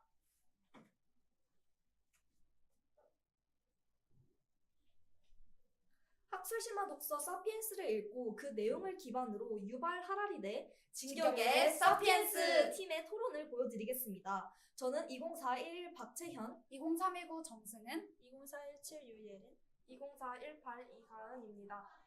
아니 여러분 혹시 조시는 거 아니죠? 밤새 우셨어요? 밤새 운 거야? 아무리 그래도 이건 너무 심하잖아요. 너 무심했잖아. 네, 그럼 지금부터 최후의 공론에 대해서 발표를 시작하겠습니다. 먼저 저희 팀은 사피엔스를 발췌독하면서 총 2가지의 중요한 구절을 확인할 수 있었는데요. 허구 덕분에 우리는 단순한 상상을 넘어서 집단적으로 상상할 수 있게 되었다. 호모 사피엔스는 어떻게 해서 제국을 건설할 수 있었을까? 그 비결은 아마도 허구의 등장에 있었을 것이다. 여기에서 가장 인상 깊은 단어를 하나 확인할 수 있는데요. 그것이 바로 허구입니다. 네, 인간이 허구를 믿는 능력에 대해서 이 능력이 그들의 멸망으로 이끄는가에 대한 주제로 토론을 진행했습니다. 첫 번째, 먼저 찬성팀의 인론 시작해주세요. 찬성측 주장 시작하겠습니다. 인간의 허상 능력은 오히려 인간을 최악으로 이끌 수 있습니다. 허상이 인간이 큰 도약을 이루게끔 해준 것은 부정할 수 없으나 허상은 그만큼 한계가 없으므로 그릇된 생각 또한 가능케 합니다. 현대 인류가 저지르는 허상의 역설을 생각해 보시죠. 여러분, 지금 여러분이 할 수 있는 가장 극악무도하고 비윤리적이고 비도덕적인 생각을 한번 해보시기 바랍니다. 이 상상이 현실화되었을 때 어떤 결과가 나타날까요? 이런 작은 생각 메커니즘에 생성되는 결함은 공동체 규칙에 금이 가게 만들 것입니다. 2100년 이전에 현생 인류는 멸망을 선고받았습니다. 저는 현실적으로 이게 아주 말이 안 되는 예측은 아니라고 생각하는데요. 인간은 이미 컴퓨터라는 허구의 존재를 탄생시켜 이 개념을 충분히 활용하고 있습니다. 다만 이 허구적 설정에 너무 의존한 나머지 인간의 생각 대신 기술에 모든 걸 맡기고 있죠. 이를 전문가들은 인간은 인간이기를 포기하기 시작했다라고 설명합니다. 인간 고유 사고체제를 그냥 학습만 시킨 이 불안정한 기계에 큰 의사결정을 맡겨선 안 됩니다. 현재 데이터교라는 게 존재하는데요. 이는 즉 데이터를 신앙의 대상으로 한 종교입니다. 데이터는 인간이 탄생시킨 인공물이고 불안정한 허상인데 이를 너무나 크게 인식하고 신앙 대상으로 삼는 현실이었습니다. 네, 다음으로 반대측 인론 시작해주세요. 저희는 허구에 대하여 긍정적인 입장인데요. 종교혁명과 사회적 질서를 중심적으로 말씀드리겠습니다. 종교는 허구의 대표적인 예라고 할 수 있습니다. 본 적도 경험한 적도 없지만 존재한다고 믿고 있으니까 말입니다. 이 종교는 인류에게 지대한 영향을 끼쳤다고 할 수 있는데요. 역사적으로 봤을 때 종교가 여러모로 쓰임새가 많았죠. 종교 관련 전쟁도 꽤나 많았고요. 특히 국가적 통합을 꾀할 때 종교를 많이들 활용했다는 점을 봤을 때 이러한 허구는 사회 혼란을 가중하기보다는 오히려 사회의 체계를 구축하는 데 도움이 된다고 볼 수 있습니다. 또한 가설로 인해서 컴퓨터나 인터넷 등의 과학 기술이 발전했습니다. 이것은 우리 인류에게 편리함을 제공했을 뿐더러 환경이나 건강적인 측면에서 복구나 재생의 기술도 얻을 수 있었다는 것이죠. 마지막으로 희망입니다. 허구는 희망과 같은 관념적이고 긍정적인 개념을 탄생시켰는데요. 희망 또한 살아가는 데 굉장히 큰 힘이 되어주고 인간에게 중요한 요소 중 하나입니다. 희망이 없다면 절망만 느끼며 살았겠죠. 이렇게 허구는 인간에게 상당히 긍정적인 영향을 끼쳤다고 할 수 있겠습니다. 이어서 찬성특 반론 시작하겠습니다. 네, 가장 먼저 종교를 언급하지 않을 수 없겠는데요. 저희 입장에서는 종교는 사회의 혼란을 가중시킬 뿐입니다. 예시로 사이비 종교라든지 근거가 없는 헛된 믿음이 있겠는데요. 가장 단편적인 예시로 기상청을 믿지 않는 경향에 대해 얘기해 보도록 하겠습니다. 만약 기상청에서 내일 비가 올 것이다 라고 예고를 했는데 그걸 믿지 않아서 아무도 우산을 쓰지 않는다면 쫄딱 젖은 채로 귀가하게 될 뿐만 아니라 이게 만약 홍수로 번지게 된다면 대비가 되지 않아서 굉장히 큰 피해가 생길 수 있습니다. 이는 앞에서 언급했던 데이터교의 사례와 상당히 유사하기 때문에 우리는 데이터와 알고리즘에 지나치게 의존하지 않도록 노력해야 합니다. 또 이미 파괴된 자연은 돌아오기 힘듭니다. 아무리 우리 인류가 과학기술을 발전시킨다고 하더라도 이와 같이 이미 멸종한 생명체들을 복구시킬 수는 없죠. 그리고 희망 좋죠. 살아가는 데는 분명 도움이 됩니다. 그렇지만 지나치게 낙관적인 태도는 하나의 종에 불과한 인류의 생존에 위협이 됩니다. 우리는 우리가 리스크를 가지고 있다는 것, 불완전하다는 사실을 인지하고 있어야 합니다. 마지막으로 인류가 가진 능력과 별개로도 인류는 결국 멸망하게 될 것입니다. 인류는 아까 말씀드렸듯이 하나의 생명체이기 때문에 자연 흐름에 따라서 적어도 변종할 가능성이 있고 허상을 믿는 인류의 능력은 이를 가속화시킬 것으로 보입니다. 이어서 반대측 반론 시작하겠습니다. 앞서 찬성 측에서 언급하셨던 데이터교 문제는 발제의 본질에서 멀어진 것 같습니다. 허구의 능력이 멸망으로 이끄는지에 대해 토론을 진행하기에는 아직 먼 미래의 사건이기 때문입니다. 또한 허구를 믿는 능력이 인공적이라고 생각하시는데 이는 역시 자연적으로 부여된 성질로 역으로 질문을 드리고 싶습니다. 찬성 측, 왜 인간이 허구를 믿는 능력만을 인공적이라고 생각하시는 겁니까? 이어서 인문에서 찬성 측은 난민과 지구온난화 문제가 작은 문제라고 경시하였는데 전문가 측에서는 오히려 이를 경시하다 인류가 이른 멸망을 맞이하게 될 것이라고 경고합니다. 따라서 유발 하라리가 언급했던 멸망 시기보다 더 이른 멸망을 겪게 되는 것이죠. 그래서 저희가 주장하고 싶은 것은 인류가 만약에 멸망을 하더라도 찬성 측이 주장했던 허구를 믿는 능력보다는 지구온난화와 같은 기후변화로 인한 문제로 인해 인류가 멸망하게 될 것이라고 말하고 싶습니다. 이어서 찬성 측 결론 시작해주세요. 먼저 앞서 제가 주장했던 데이터교는 세계 주 종교도 아니고 모든 사람에게 영향을 당장 끼치는 것이 아니기 때문에 현 시점에서 너무 극단적인 예시였던 것을 인정합니다. 또한 허상이 인간의 능력으로서 역시 자연의 흐름인 것 또한 인지하고 있습니다. 다만 저희 찬성 측이 초점화하는 것은 인간의 이기적 욕망으로 인한 멸망을 항상 주의하라는 것입니다. 인간은 편리성을 향한 욕망이 아주 많습니다. 따라서 자신의 의사소통을 배제시키고 더 편하게 기계에 의존하려는 성향이 점점 강해지고 있는데요. 이러한 이기적 욕망으로 인해서 과학기술의 효용성에만 의존하게 되면 우리 인간은 멸망할 가능성이 매우 높습니다. 이어서 마지막 반대측 결론 시작해주세요. 확실히 기술의 발전과 지나치게 허상에 의존하는 현상을 견제해야 한다는 점은 인정하겠습니다. 하지만 우리는 데이터교보다는 지금 지구온난화나 난민 문제와 같은 현재의 문제를 먼저 대비해야 합니다. 허상을 믿는 능력을 통해 발전시킨 본인의 인지 능력을 기계에 빼앗기지 않도록 주의해야 합니다. 네, 이상으로 저희의 본 토론을 마치겠습니다. 하지만 아마 저희의 토론을 지켜보면서 이상한 낌새를 느끼신 분들이 계실 텐데요. 사실 저희가 준비한 토론의 모든 근거 자체는 유발 하라리의 생각으로부터 비롯된 것입니다. 따라서 저희가 하고 싶은 말은 이 토론 자체에서 유발 하라리는 인류가 멸망하지 않을 것이라고 언급하고 있지만 사실상 책에서는 인류가 멸망할 것이라고 주장하는 사람입니다. 그 과정에서 인간이 허구를 믿는 능력 자체에 대해서 부정하지 않고 오히려 긍정하는 모습을 보였죠. 저희는 유발 하라리의 원래 생각을 재해석해서 본 토론을 준비하게 되었습니다. 이상으로 저희의 토론 발표를 들어주셔서 감사합니다. 안녕하십니까. 저희는 명품을 사랑하는 모임 명사모예요. 안녕하십니까. 아는 형님의, 아는 누님의, 아는 할머님의 옷을 입고 나온 공육대장 최준서입니다.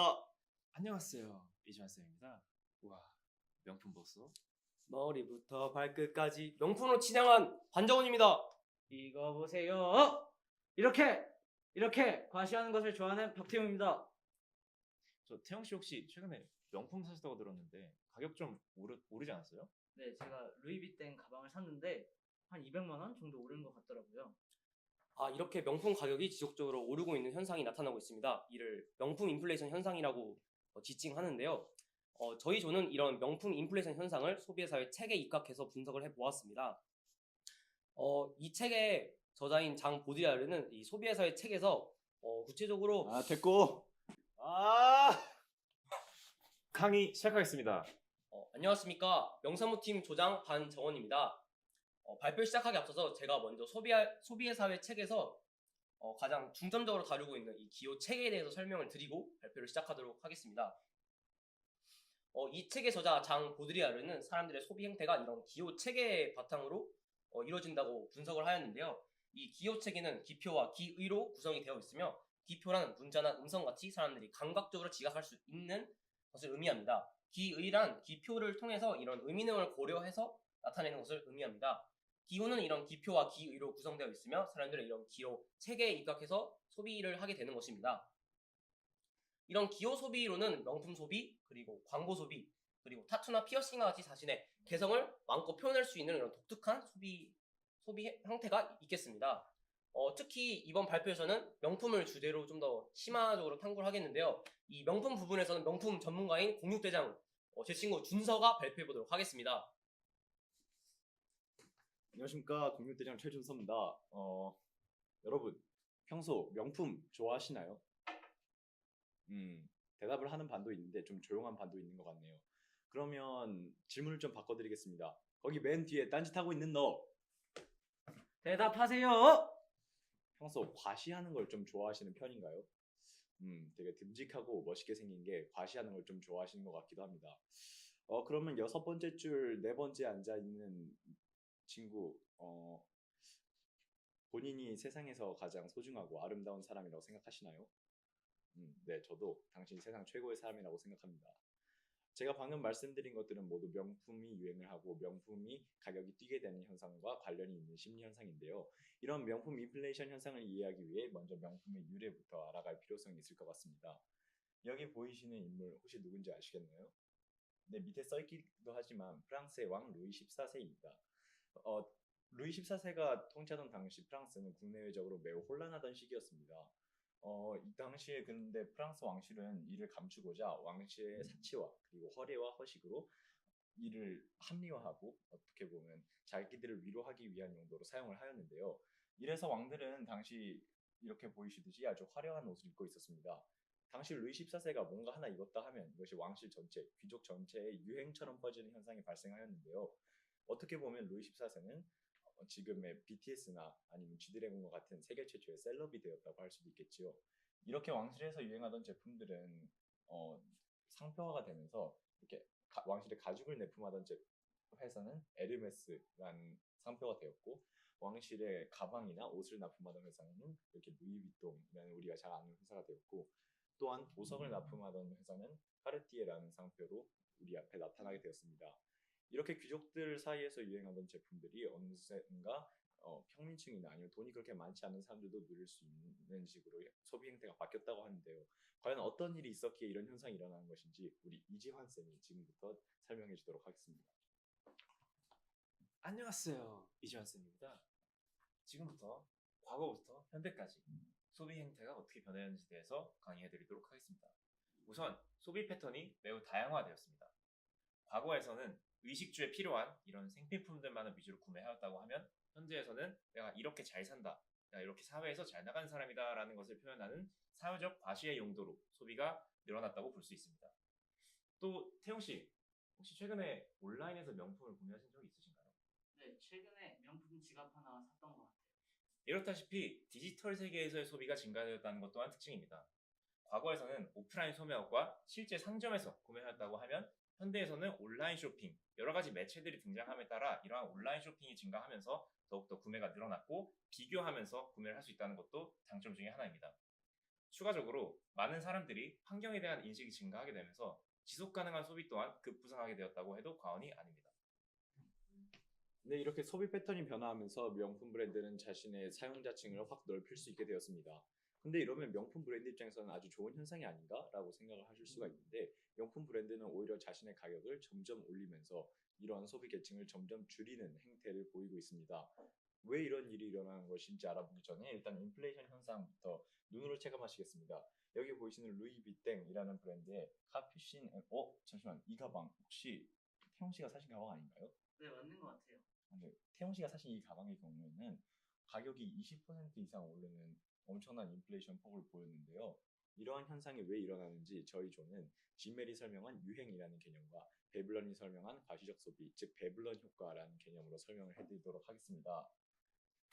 여기 보시는 게오르크 진멜이라는 학자는 유행이라는 개념에 대하여 이렇게 얘기했습니다. 유행은 상류 계층에서 나타나요 하류 계층으로 점점 퍼지기 시작하는데, 상류 계층에서 처음에 나타났을 때 상류 계층들이 자신을 드러내는 용도로 사용이 되다가 점점 하류 계층으로 퍼짐에 따라 이러한 상징성이 점점 사라지기 때문에 점점 유행은 하류 계층으로 퍼질수록 소멸되게 된다라고 이야기를 했는데요. 이렇게 얘기하면 좀 어렵지만 제가 쉽게 말을 한번 바꿔보겠습니다. 제가 입고 있는 이 가디건의 경우 한때 지드래곤이라는 연예인이 아주 트렌디하게 입고 나와서 셀럽들 사이에서 퍼지던 유행이었습니다. 그런데 이제는 공육대장인 저까지 입고 있는 옷이 되었지요. 이렇게 점점 하류 계층으로 옷이 퍼짐에 따라 셀럽들은 더 이상 이 가디건을 많이 입지 않습니다. 이런 식으로 유행은 하류 계층으로 내려갈수록 소멸이 되게 되는데요. 명품도 이와 동일합니다. 상류 계층 사이에서만 유행하던 이 명품이 점점 하류 계층으로 퍼지면 상류 계층은 더 이상 하류 계층까지 입는 옷을 내가 왜 입어? 라는 심리로 옷을 입지 않게 될 것이고, 이러한 상류 계층 소비자들을 명품 브랜드는 놓칠 수 없기에 점점 가격을 높임으로써 자신들의 위치와 그 다음에 상류 계층 소비자들을 공고히 하는 행태를 보이는 것입니다. 두 번째 개념은 여기 보이시는 소스타인 베블런이라는 사람이 주장한 베블런 효과입니다.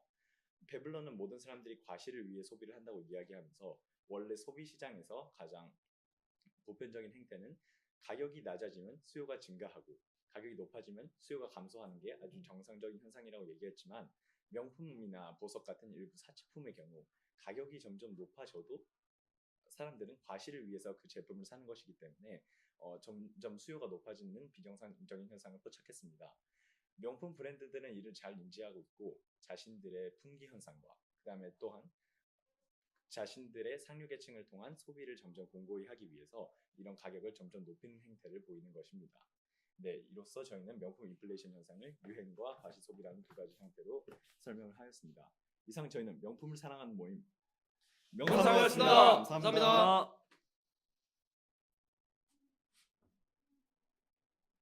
Il aurait dû y aller, il aurait dû faire pour moi. Il m'a tout dit, assez dommage, c'était la dernière fois. 안녕하세요. 저희는 자이론에 대해 발표할 세 도마조의 장채원, 함지석, 정희진, 김효민, 그리고 김윤서입니다. 저희가 조 이름을 세 도마조라고 지은 이유는 이 말이 프랑스에서 유감이다를 표현하는 말인데요. 저희가 자유의 진정한 의미를 깨우치지 못해서 자유의 행복을 누리지 못하는 분들께 저희 발표를 통해서 자유의 진정한 의미를 누릴 수 있도록 하기 위해서 그들의 유감을 표하는 말로 조 이름을 지어봤습니다. 그렇다면 저희 자유론에 대한 발표를 잘 들어주시면 감사하겠습니다. 네, 저희가 발표할 책은 미리 쓴 자유론이라는 책이고요. 먼저 목차에 대해서 설명을 드리자면 1번부터 5번까지는 이 책의 주요 내용에 대해서 설명을 드리고, 마지막 6번에서 저희가 대원 외고를 자유론의 개념에 맞춰서 재설계한 모습에 대해서 보여드리도록 하겠습니다. 서론 파트인데요. 이 파트에서는 미리 이 책이 말하는 기본적인 목적과 기본적인 주장에 대해서 요약해서 설명하고 있는 책입니다.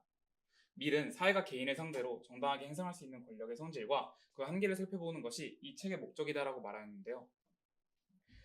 그의 가장 핵심적인 주장을 보시면 개인 자신에게만 관계되는 문제에 대해서는 개인의 자유가 보장되어야 한다고 밀은 주장했습니다. 이런 개인 자유의 보장의 의의로는 다수의 횡포에 저항할 수 있다는 점이 있습니다. 다수의 횡포란 다수 집단에 속하는 집단이 소수에 속하는 집단의 의견을 무시하고 이 과정에서 발생되는 불평등입니다. 이 사진을 보시면 다수결이라는 다수의 집단이 이 전문가라는 소수를 바다로 밀어버리고 있죠. 이런 점이 다수의 횡포라고 할 수 있는데요. 저희가 진정한 자유를 보장했을 때 이러한 다수의 횡포를 막을 수 있다고 밀은 주장했습니다. 또 그 뒤 파트에서는 이런 자유의 개념을 세분화하여 설명하고 있습니다. 2장은 생각과 토론의 자유입니다. 이 파트에서 밀은 전체 인류 가운데 단 한 사람이 다른 생각을 가지고 있다 해서 그 사람에게 침묵을 요구하는 것은 옳지 않다고 말하였습니다.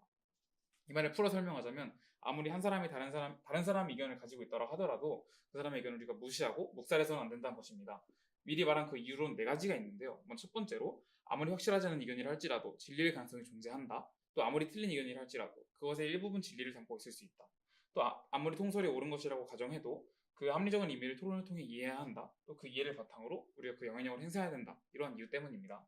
그래서 밀은 생각과 토론의 자유가 보장됐을 때 우리 사회가 진정적으로 정의롭고 자유로운 사회에 도달할 수 있다고 보았습니다. 다음 파트는 개성 파트입니다. 이 사진을 보시면 양 선생님이 한 학생이 교복을 입지 않았다는 이유로 옐로우 카드를 배부하고 있는 모습인데요. 이 모습에서 우린 개성이 상실된, 개성을 침해받는 사회의 모습을 볼 수 있습니다.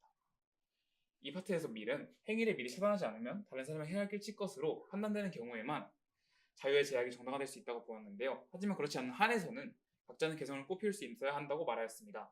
이러한 개성의 자유는 크게 2가지 의의를 갖는데요. 첫 번째로 개인의 행복과 국가의 발전입니다. 이 취향과 추구의 자유 파트에서 밀은 우리 자신에게 맞는 인생 계획을 세우고 우리가 하고 싶은 것들을 하며 그 결과에 대해 스스로 책임을 지는 것이 바로 개성의 자유라고 보았는데요. 이를 통해 개성이 진정적으로 이 사진과 같이 행복함에 다다를 수 있다고 보았습니다. 다음 파트는 이 개성과 존재성, 독창성을 비슷한 개념을 보았는데요. 또 이런 개념들이 크게 국가의 발전, 사회 발전과도 일맥상통하는 개념이라고 보았습니다. 이 파트에서 만일 누군가가 어떤 일을 처음으로 하지 않았다면 아무것도 행해지지 않았을 것이다 라고 밀은 말하였는데요. 이 말을 풀어 설명하자면 우리가 관습에서 벗어나기 위해서는 개인의 개성, 자율성, 독창성을 존중하는 사회가 되어야 사회가 발전할 수 있다는 것입니다. 이처럼 밀은 개성의 자유가 보장되었을 때 개인의 행복과 사회 발전이 동시에 이루어질 수 있다고 보았습니다. 다음 파트는 이러한 자유를 사회가 개인이 대해 가지는 권한의 한계입니다. 이 파트에서 밀의 가장 근본적인 주장은 다른 사람의 이해관계, 즉 다른 사람의 자유가 걸리는 사회적 행위의 경우에는 사회적 간섭이 허용될 수 있다고 보았습니다. 이 사회적 간섭의 예시로는 크게 법적 제재와 여론 힘 같은 행위들이 있는데요. 하지만 다른 사람의 자유를 존중하는 한에서 개인이 정당한 자유를 부당하게 간섭하는 것은 옳지 않다고 보았습니다. 이러한 사례로 저희가 하나를 들어보았는데요. 이 한 학생이 다른 학생을 둔기로 폭행하고 있죠. 이런 장면이 이 때린 학생이 주장하기에는 나의 자유를 누리는 행위이다 라고 말할 수 있습니다. 하지만 자유론의 관점에서 이 내용은 전적으로 틀렸습니다.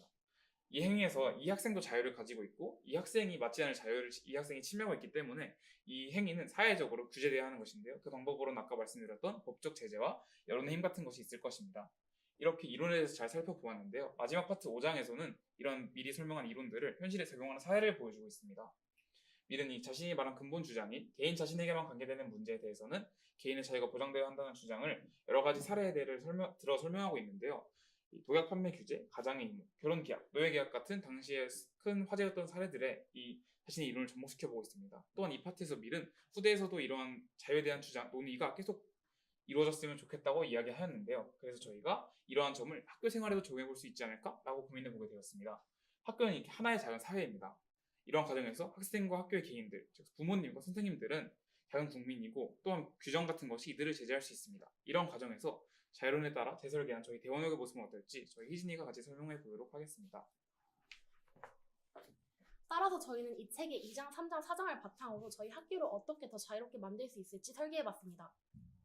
우선 첫 번째로는 2장을 바탕으로 한 이러한 공론장의 형성입니다. 이 공론장에서 지켜져야 할 가장 중요한 규칙은 그 의견이 틀린 것으로 간주되더라도 끝까지 들어줘야 한다는 것입니다.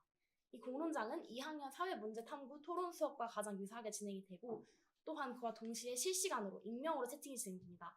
이렇게 실시간으로 익명으로 채팅이 진행되기 때문에 시간적인 제약이 없이 그 누구나 말하던 친구들만 계속 말하지 않고 자신의 의견을 발표할 수 있게 됩니다.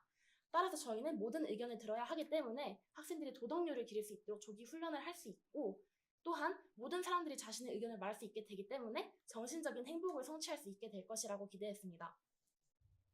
다음은 3장을 바탕으로 한 교복개혁입니다.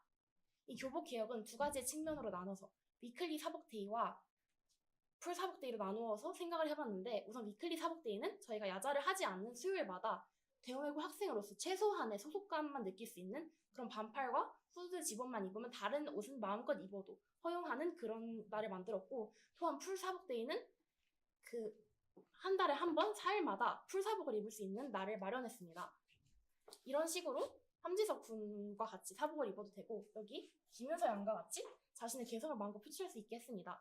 저희가 이를 통해서 보장하고자 했던 자유는 아무도 하지 않는 일을 할 수 있는 자유입니다. 현재 우리 사회에서는 보편적인 일에 어긋난 아무도 하지 않는 일을 하는 사람에 대해서는 많은 비난과 혹평이 쏟아지게 됩니다. 따라서 저희는 이러한 사회적 분위기를 방지하기 위해서 학교라는 사회 내에서 개성을 마음껏 표출할 수 있도록 이러한 사법데이들을 만들었습니다. 이를 통해서 저희는 자신의 취향 추구의 자유를 보장할 수 있고 또한 천재성이 양성될 수 있는 그런 환경을 자유롭게 보장하도록 만들었습니다. 마지막으로는 사장을 바탕으로 한 야자시간 자율화입니다. 저희는 이때 사회인 학교가 개인인 학생에게 가지는 권한에 따라서 세 가지로 분류를 했는데 우선 첫 번째는 아주 자유로운 야자입니다. 이때는 취식도 할 수 있고 친구들과 서로 질문을 하면서 서로 이해하면서 질문을 하고 공부를 할 수 있게 만들었고 그리고 두 번째는 스터디 카페 야자입니다. 이때는 정말 카페처럼 음료수도 마실 수 있고 이탈도 가능하며 재즈와 클래식 음악을 틀어서 집중력을 높였고 마지막으로 세 번째는 독서실 야자인데 이때는 칸막이를 설치하여 독서실 같은 분위기를 형성하고 쉬는 시간 외에는 이탈할 수 없게 만들었습니다. 따라서 저희는 이 세 가지를 바탕으로 대원외고 학생들에게 실제로 수요 조사를 돌려서 입원이 가장 많다는 결과를 얻어냈고 그 공간적인 특성을 고려를 해서 이렇게 만들어 봤습니다. 따라서 저희는 이러한 일을 통해서 학생들이 자유를 누릴 수 있는 조건으로서의 지적 역량을 야자를 통해서 키울 수 있게 만들었고 또한 자신이 제약받을 수 있는 만큼만 자유를 제약받을 수 있게 만들었습니다. 발표를 들어주셔서 감사합니다.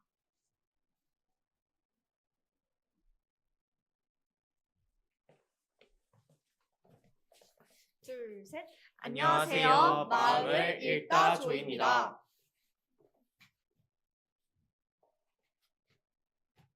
실패하면 대참사, 성공하면 혁명 아닙니까? 스탠퍼드 대학 교수 역할을 맡은 도옥과 이원준입니다. 안녕, 난 서학과 손석구 김민서야. 너희들 이제 내 발표에 납치된 거야. 발표 선나는 스탠리 밀그람 역 김민서다. 잘 기억해두도록. My 그룹이랑 같이 있으면 I am 실례예요. 기자 역을 맡은 1학과 조경윤입니다. 홍지환을 아세요? 빠밤, 빠밤. 하나랜트 역을 맡은 1호과 홍지환입니다. 잘 부탁드립니다. 신속 정확하게 정보를 전달한다. 악의 평범성 개념에 따른 악행의 정당화와 전체주의 체제에서 기계적인 복종자가 된 사람의 행위에 대한 윤리적인 판단이라는 주제로 발표할 마음을 읽다 조의 기자 조경윤입니다. 우선 악의 평범성이 무엇인지 모르는 분도 계실 텐데요. 예루살렘의 아이히만 저자 한나 아렌트님을 모셔서 이야기를 나눠보겠습니다. 안녕하세요, 한나 아렌트님. 여기 이 영상을 보고 있는 우리 대원이들에게 악의 평범성이 무엇인지 설명해 주실 수 있을까요? 네, 한나 아렌트입니다. 악의 평범성이란 제가 예루살렘의 아이만을 통해서 시사하고자 했던 것으로 악행이 일상적이고 보편적인 개인들의 행동에서 나올 수 있음을 강조하는 개념입니다. 우리가 잘 알고 있는 예시인 아이만도 지극히 평범한 개인이었습니다.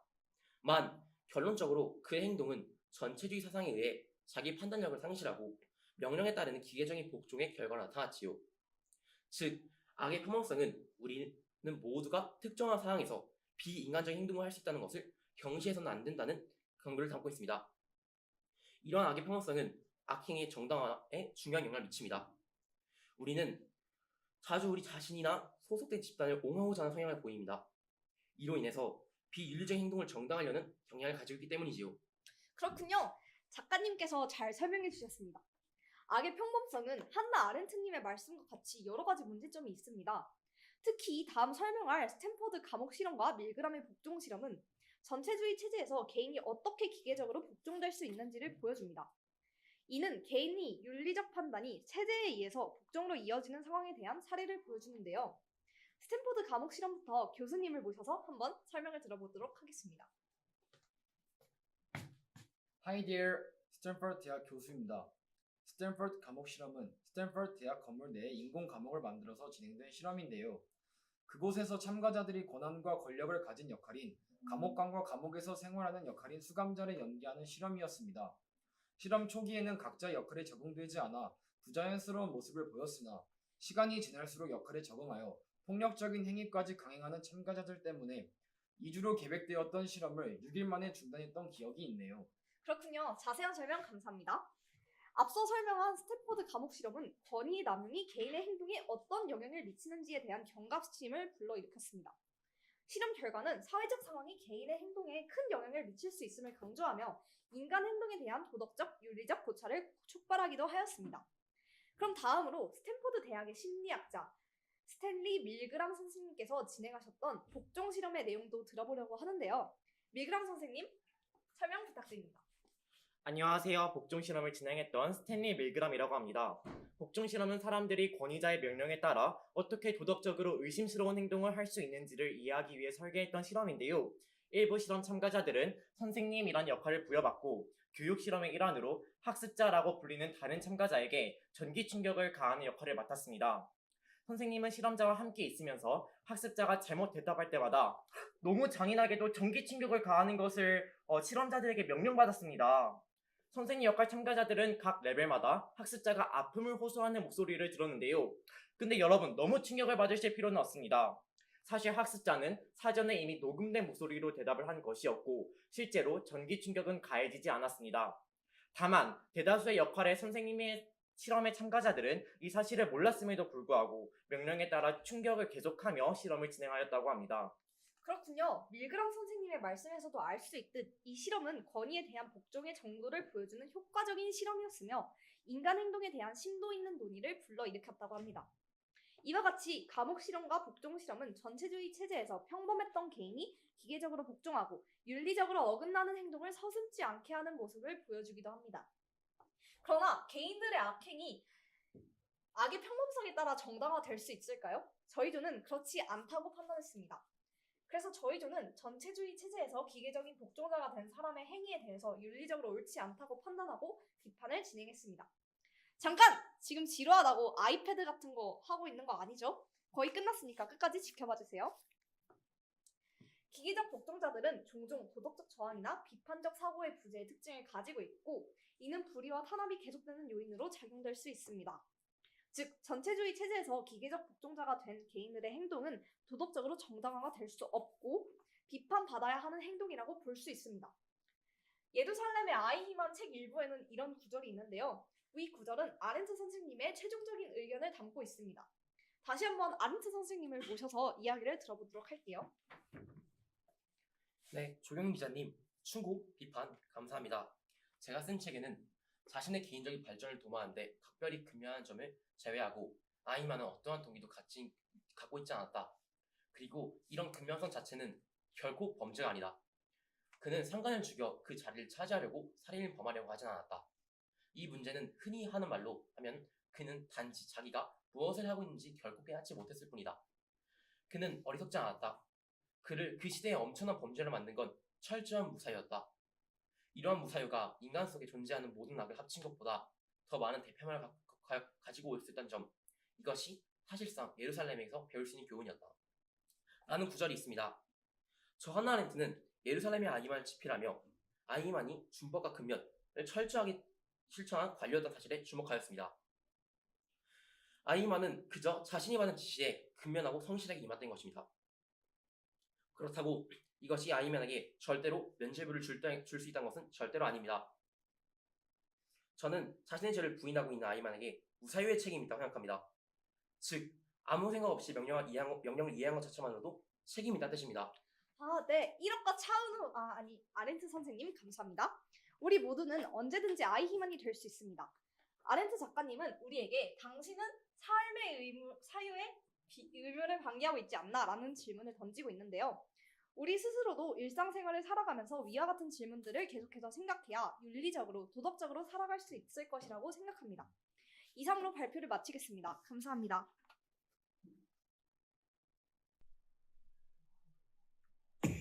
Merry Christmas, everybody.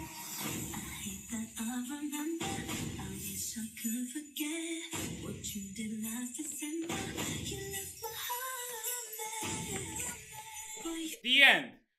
The end?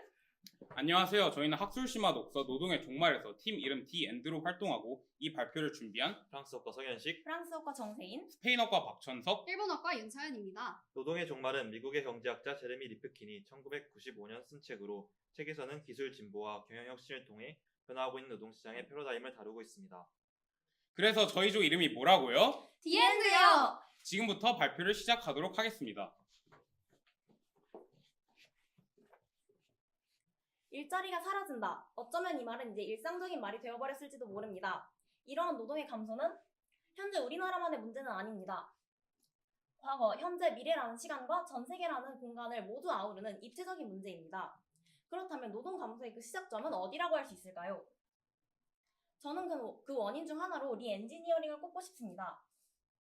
리엔지니어링이란 기업의 업무 처리 방식과 프로세스의 근본적인 부분을 개혁함으로써 경영 효율을 증가시킨 것입니다. 기업의 입장에서 최신 기술로 경영 방식을 개선하고 생산성을 증가시키는 것은 기술 발전의 흐름에 발맞추어가는 어찌 보면 당연한 일입니다. 그러나 이러한 당연한 흐름에도 일자리의 감소라는 치명적인 단점이 존재합니다. 이 책에서 저자 제러미 리프킨은 인간의 노동력에서 컴퓨터 활용으로의 리엔지니어링에 대해 다루고 있습니다. 인간의 노동력 대신 컴퓨터가 기업 경영에서 활용되면서 많은 변화가 일어났습니다. 전자회사인 지에서는 10년 사이에 판매액은 기존의 3배가량 늘었지만 고용 수준은 절반 수준으로 감소했고 1989년에서 1993년 사이 은행, 보험, 법률, 항공, 호텔 등 다양한 산업에서 생산성의 향상은 가장 낙관적인 예측가들의 기대를 앞지른 동시에 뉴욕에서는 무려 35만 개의 일자리가 없어졌습니다. 이 책이 쓰이고 30년이 지난 현재 많은 기업은 인공지능의 발전을 경영에 사용하는, 즉 인공지능 활용으로의 리엔지니어링 추세에 있습니다. 작년부터 화제가 되기 시작한 챗 GPT는 인공지능이 기업 경영에 더 광범위하게 쓰일 것이라는 예측에 무게를 실어줍니다. 2017년 한국고용정보원이 제시한 정보에 따르면 2025년에는 직업 종사자의 약 61.3%가 인공지능으로 대체될 수 있다고 발표했고, 최근 할리우드의 작가 노동조합과 배우 노동조합이 인공지능과 OTT 서비스의 확장으로 인한 임금과 인권 문제를 제시하며 잇따라 파업에 돌입하기도 하였습니다. 더불어 이번 달 초 서울에서 세계 최초로 시행된 야간 자율주행 버스는 우리가 또 한 번의 리엔지니어링 시대, 그 한가운데 있음을 다시 한번 상기시켜주는 일이 되었습니다. 즉 우리 사회는 또 한 번의 기업 급수적인 생산성의 향상, 그리고 노동 감소라는 길목 앞에 놓이게 된 것입니다. 제러미 리프킨은 4부 진보의 대가에서 다음과 같은 이야기를 합니다. 1992년 최고 경영자의 평균 소득이 120만 달러에 달한다. 1977년과 1990년대 초 사이에 미국 기업 최고 경영자의 급료는 220%가 상승하였다. 리엔지니어링과 산업 발전의 결과로서 생산 효율성이 극대화된 것은 사실이지만 이를 통해 세계적으로 증가한 부는 노동자와 균등하게 분배되는 것이 아닌 최고 경영자 및 엘리트 계급에 집중되어 양극화되는 현상이 발생했다는 점을 시사하고 있습니다. 스위스 UBS가 2023년 발표한 글로벌 웰스 리포트에서는 2022년 전 세계 성인 인구 중 상위 1.1%의 인구가 각각 100만 달러 이상의 자산을 가져 전 세계 부의 45.8%를 차지한 반면 하위 52.5%의 성인은 1만 달러에 미치지 못하는 자산을 가졌다고 발표했습니다. 사람들은 이러한 경제의 불평등의 심각성을 인지하지 못하고 살아갑니다. 하지만 제러미 리프킨은 실업이 증가하고 불평등이 심화된 환경이 사회적 안전망 훼손이라는 결과를 낳는다고 말합니다. 대규모 실업으로 발생하는 경제적 지위 약화는 만성적인 기근으로 이어지며 이러한 기근은 의료보험의 원가를 높여 사람들이 의료 복지를 누리지 못하는 악순환으로 이어지게 됩니다. 1992년 유타 대학의 경제학자 머바워 파울스가 실시한 연구 Effects of Diminished Economic Opportunities on Social Stress에 따르면 1%의 실업률 상승은 심장마비로 인한 사망과 뇌졸중으로 인한 사망을 각각 5.6%, 3.1% 증가시키고 강력 범죄율 또한 3.4% 증가시킨다고 합니다.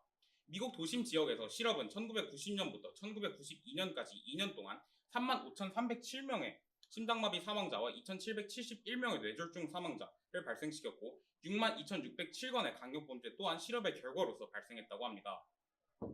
낮아진 사회 경제적 지위는 어떠한 이유에서든 건강 악화와 범죄 증가라는 결과를 가져오며 사회적 안전망이 훼손된다는 뜻입니다. 그러므로 정부에서는 실업 문제에 관심을 가지고 사회적 안전망 구축을 위해 힘써야 한다고 이들은 강력하게 주장합니다. 저희 조에서는 적절한 의료 서비스를 편안하게 누릴 수 있는 환경을 조성하고 비경제활동 인구에 대한 면밀한 조사를 바탕으로 정부에서 적절한 교육 기회를 찾아주고 제공하는 것이 필요하다고 생각했습니다. 효율성만을 따지면서 상실된 복지와 인간의 존엄성을 회복하기 위한 정부의 노력이 필요하다는 뜻입니다. 다양한 고용 문제가 되돌릴 전망으로 보이는 미래 상황에 대해 앞서 예측해보았듯이 현 세대인 우리들의 미래 고용 문제에 대한 관심은 굉장히 뜨겁습니다. 그중 현재 학생 신분인 우리가 가장 궁금해야 할 주제는 뭐니뭐니 해도 대학을 가서 무언가를 전공한다고 해서 취업을 할 수 있을까? 관련된 내용이겠지요. 한 학년 시험을 마치면서 가정 공부를 왜 해야 할까 고민도 하게 되고 공부란 존재 자체와 관련된 모든 의문을 품는 시기가 바로 지금이니까요. 아무리 한 분야에 정통한 사람이 되었다고 한들 모든 정보를 한 번에 흡수하여 바로 출력해내는 인공지능과의 경쟁에서 우위를 점할 수 있을까? 등의 질문은 우리 모두가 한 번쯤은 던져본 적이 있는 질문일 것입니다. 이 질문을 조금 더 고급스럽게 표현해보자면 바로 전공자와 비전공자 사이의 격차가 앞으로 더욱더 벌어질 것인가가 되는데요. 한 분야의 전공자가 되는 것이 과연 미래 사회의 취업을 위한 큰 경쟁력으로 작용할 것인가에 대한 의문입니다. 이에 찬성하는 측은 미래의 인공지능이 인간을 대체하면서 전공자만이 살아남아 인공지능을 통제하는 역할을 수행할 것이라고 예측합니다. 비전공자가 그 분야에 취직하여 일을 하려면 그 일을 하며 그 분야에 대한 이해와 적응이 필요하고 또 그러한 과정을 모두 겪는 것보다는 정통한 전공자만을 선발하거나 인공지능으로 대체할 가능성이 매우 높다는 것이죠. 하지만 한편으로 반대측은 인공지능의 지식 수준은 인간을 훨씬 뛰어넘을 것임이 자명하기 때문에 전공자도 그 벽을 뛰어넘지 못할 것임을 예측합니다. 따라서 어느 정도의 분야에 대한 흥미와 지식이 있고 인공지능을 다룰 줄만 안다면 취업의 기회가 주어졌을 때 전공자와 비슷한 선상에서 출발하는 것과 다름이 없을 것이다 라고 하는 것이죠. 이 책을 읽으면서 앞으로의 미래 고용 환경이 사실 긍정적이지만은 않아 보였습니다. 우리 인간이 차지할 수 있는 취업의 기회는 줄어들 게 뻔하고 또 어떻게 미래를 대비해야 할까 조금 막막하기도 합니다. 하지만 저희가 앞서 제시하고 상상해 보았던 것과 같이 시대의 흐름을 예측하고 앞으로의 경향성에 대한 분석을 통해 노동시장에 대한 관심을 지속적으로 기울인다면 분명 어떠한 방법으로든 어느새 우리는 노동 환경에 완벽히 적응해 있을 수 있을 것이라 생각합니다. 여러분들도 기회가 되신다면 이 책을 꼭 읽어보세요. 지금까지 발표를 들어주셔서 감사합니다. 팀 디엔드였습니다.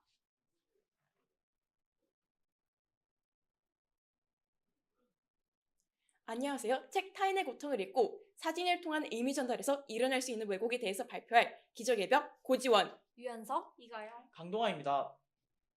저희 팀명인 기적의 벽은 랜덤 단어 생성기를 통해 만들어졌는데요. 랜덤 단어 생성기는 예상치 못한 단어의 조합을 생성함으로써 우연의 미학으로 인한 창의성을 보여줍니다. 이처럼 저희 팀은 새로운 아이디어를 발견하고 문제에 대해 창의적으로 접근하고자 하는 비전을 가지고 있습니다. 저희 팀은 역할 분담을 통해서 발표를 준비하였습니다. 저 21001 고지원은 책 내용을 요약하였으며 20809 유연서는 발표 자료를 제작하였습니다. 저희들이 이렇게 팀 소개를 끝내고 난 뒤에는 이가영, 강동아 순으로 책 내용에 대한 발표가 진행될 예정입니다. 저희는 막혀있는 벽을 사고의 틀을 깨 부수고 기적처럼 저 너머 무언가 새로운 방식을 찾고자 합니다. 여러분에게 이 발표가 여러분의 벽을 깰 수 있는 기회가 되길 바라면서 발표 열심히 준비했습니다. 발표 재밌게 잘 들어주세요. 그럼 지금부터 타인의 고통을 읽고 의미 전달에서 일어날 수 있는 왜곡에 대해 탐구한 내용을 발표하도록 하겠습니다. 사진, 특히 전쟁과 같이 세상의 고통을 전하는 사진의 본질적 목적은 그것을 보는 이에게 공감과 연민을 불러일으키고 더 나아가 그 고통을 야기하는 상황을 해결할 수 있도록 행동을 유도하는 것이라고 할 수 있습니다. 대부분의 사람들은 사진이라는 매체가 타인의 고통을 생생하게 전달하고 이로써 전쟁에 대한 거부감을 불러일으키는 것이라고 생각합니다. 여러분은 다음과 같이 전쟁의 참혹함을 담고 있는 사진을 보시면 어떤 기분이 드시나요? 불쌍하다라는 생각이 들기도 하고 또 전쟁에 대한 비판의식이 생기는 등 복합적인 감정이 발생합니다. 그러나 이 복합적인 감정이 과연 그 피해자에 대한 연민과 공감만으로 이루어진 것이라고 할 수 있을까요? 저는 책을 읽은 결과 그렇지 않다라고 결론을 내리게 되었습니다. 수전 선택은 세계 1차 대전, 세계 2차 대전이 일어나고 또 그 과정에서 매체가 발달하여 수많은 사람들이 전쟁의 참혹함을 담은 사진을 보게 되었음에도 전쟁과 분쟁이 끊이지 않고 있다는 점을 지적하며 이를 공감의 실패라고 말합니다. 그렇다면 공감의 실패가 일어나는 이유는 무엇일까요? 이는 인간이 본능적으로 자극적인 것에 끌리고 또한 잔인함에 관심과 호기심을 느끼는 경향이 있기 때문입니다. 이는 유튜브에 있는 과거의 고문을 다루는 수많은 영상들, 그리고 그 영상의 높은 조회수로부터 알 수 있습니다. 저희는 잔인하고 자극적인 것에 반응하는 인간의 특성으로 인해 사진 속 고통이 연민과 공감의 대상이 아니라 그저 하나의 구경거리로 취급받고 있다는 결론을 내렸습니다. 사진은 직접 볼 수 없는 것에 대해 시각적인 근거를 제공하여 현실감을 높여주기 위한 수단으로 여겨져 왔습니다. 그러나 오늘날의 사진은 역설적으로 너무나 많은 양의 정보를 받아들이고 또 너무 많은 자극에 익숙해져 있는 현대인의 현실 감각을 오히려 둔하게 만들고 있습니다. 즉, 사진을 통해 접한 전쟁의 상황을 해결해야 할 현실의 문제로 인식하는 것이 아니라 고통받는 피해자를 타자화하고 또 강렬한 감정을 불러일으키는 자극적인 무언가로만 인식한다는 의미입니다. 이는 빈곤 포르노, 불행 포르노라는 개념과도 연결됩니다. 사진을 찍을 때부터 사람들의 동정심 그리고 자극적인 것에 대한 관심을 이용하기 위해 의도적으로 대상을 더욱 불쌍하고 고통스러워 보이게 촬영한 것을 의미합니다. 이와 같이 사진을 통해 현실은 너무나 쉽게 왜곡될 수 있습니다. 이를 직접 보이기 위해 저희 조는 학교의 사진을 촬영하여 의도적으로 현실을 왜곡해 보았습니다. 네, 이어서 발표 진행하도록 하겠습니다. 앞서 말씀드린 것처럼 빈곤 포르노, 불행 포르노의 사례에서 볼 수 있듯 사진은 정말 다양한 형태로 왜곡되곤 합니다. 그래서 저희도 이를 한번 직접 한번 실험을 해보고자 대원외고를 의도적으로 왜곡해봤는데요. 지금 보이시는 사진이 저희 용마관 앞에 있는 이원희 박사님 동상입니다. 그래서 저희가 이 사진을 왜곡해서 기획한 의도는 어떻게 같은 학교의 장소를 사진 촬영자의 의도에 따라서 다르게 표현할 수 있는지를 확인해보기 위함이었습니다. 그럼 먼저 사진이 부정적으로 왜곡되는 사례를 같이 살펴보시도록 하겠습니다. 이렇게 왼쪽에 저희가 직접 편집한 사진이 있는 것을 보실 수 있습니다. 사진 보시면 아시겠지만 저희가 흑백 필터링 그리고 채도를 낮추는 그런 편집을 통해서 사진을 상당히 어둡게 보이게 한 것을 여러분이 확인하실 수 있습니다. 그리고 이에 더해서 자세히 보시면 아시겠지만 비가 오는 듯한 효과를 삽입해서 어두운 분위기를 강조하였습니다. 마지막으로 왼쪽 상단에는 달이 떠 있는 듯한 이런 피사체를 또 삽입을 해서 저희가 의도적으로 사진을 왜곡한 것을 보실 수 있겠습니다. 저희는 이게 위치가 어딘지 알고 이게 이원희 박사님 동상이라는 걸 알지만 아마 대원외고인 거를 모르는 사람들이 보면은 이 사진은 그저 공포 영화의 한 장면으로밖에 생각하지 않을까라고 추측을 해봅니다. 이렇게 사진이 부정적으로 왜곡되는 사례를 보실 수 있었는데 실제로는 더 부정적으로 왜곡을 하는 경우가 많습니다. 이 사진 같은 경우는 빈곤 포르노를 촬영하는 그러한 촬영 사진의 일부입니다. 그래서 지금 이 사진 보시면 아시겠지만 평범한 아이들을 단순히 되게 가난한 것처럼 묘사를 해놓고 이를 사진기를 통해서 촬영을 하고 있는 것을 여러분이 보실 수 있겠습니다. 그래서 사진사에 웃고 있는 모습이 이렇게 의도적으로 왜곡되고 표현됐다는 것을 간접적으로 보여주는 증거라고 보실 수 있겠습니다. 지금까지만 보시면은 이 사진이 부정적으로 왜곡되는 사례만 여러분이 확인을 하실 수 있었는데 사진은 사실 긍정적으로 왜곡되는 경우도 많습니다. 다시 왼쪽 사진 같이 보시겠습니다. 이번에는 아까와 똑같은 구도에서 저희 부원 한 명이 기도를 하고 있는 모습을 피사체로 추가를 해서 사진 촬영을 진행해봤습니다. 저희는 이 사진에 레트로 감성의 필터링 그리고 홀리한 감성의 필터링을 삽입을 함으로써 좀 더 긍정적이고 경건하게 보이게끔 편집을 해봤는데요. 이러한 사진이 긍정적으로 왜곡되는 사례는 이 사진뿐만 아니라 정말 많은 곳에서 일어나고 있습니다. 그러면 단순히 이 사진이 부정적으로 왜곡되는 사례 말고 긍정적으로 왜곡되는 사례는 딱히 악영향이 없지 않냐라고 생각을 하실 수도 있겠죠. 근데 사실 긍정적으로 왜곡되는 사례가 발생시키는 문제점도 상당히 많습니다. 전쟁의 참상을 알려야 되는 사진같이 직접 그 맥락적 진실을 드러내야 되는 사진이 있음에도 불구하고 그걸 긍정적으로 왜곡시킬 경우에 그걸 보는 사람들은 진실을 알 수 없게 되는 것처럼 다양한 부작용이 발생할 수 있습니다. 그래서 저희가 말씀드리고 싶은 것은 사실과 진실은 다르다는 것입니다. 즉 왼쪽과 오른쪽 사진을 한번 보시도록 하겠습니다. 왼쪽 사진을 보시면은 부상당한 병사의 총을 겨누고 있는 사진을 여러분이 확인을 하실 수가 있겠고 반대로 또 오른쪽 사진을 보시면 단순히 그냥 부상당한 병사에게 물을 마시게 하고 있는 사진으로 보실 수 있겠습니다.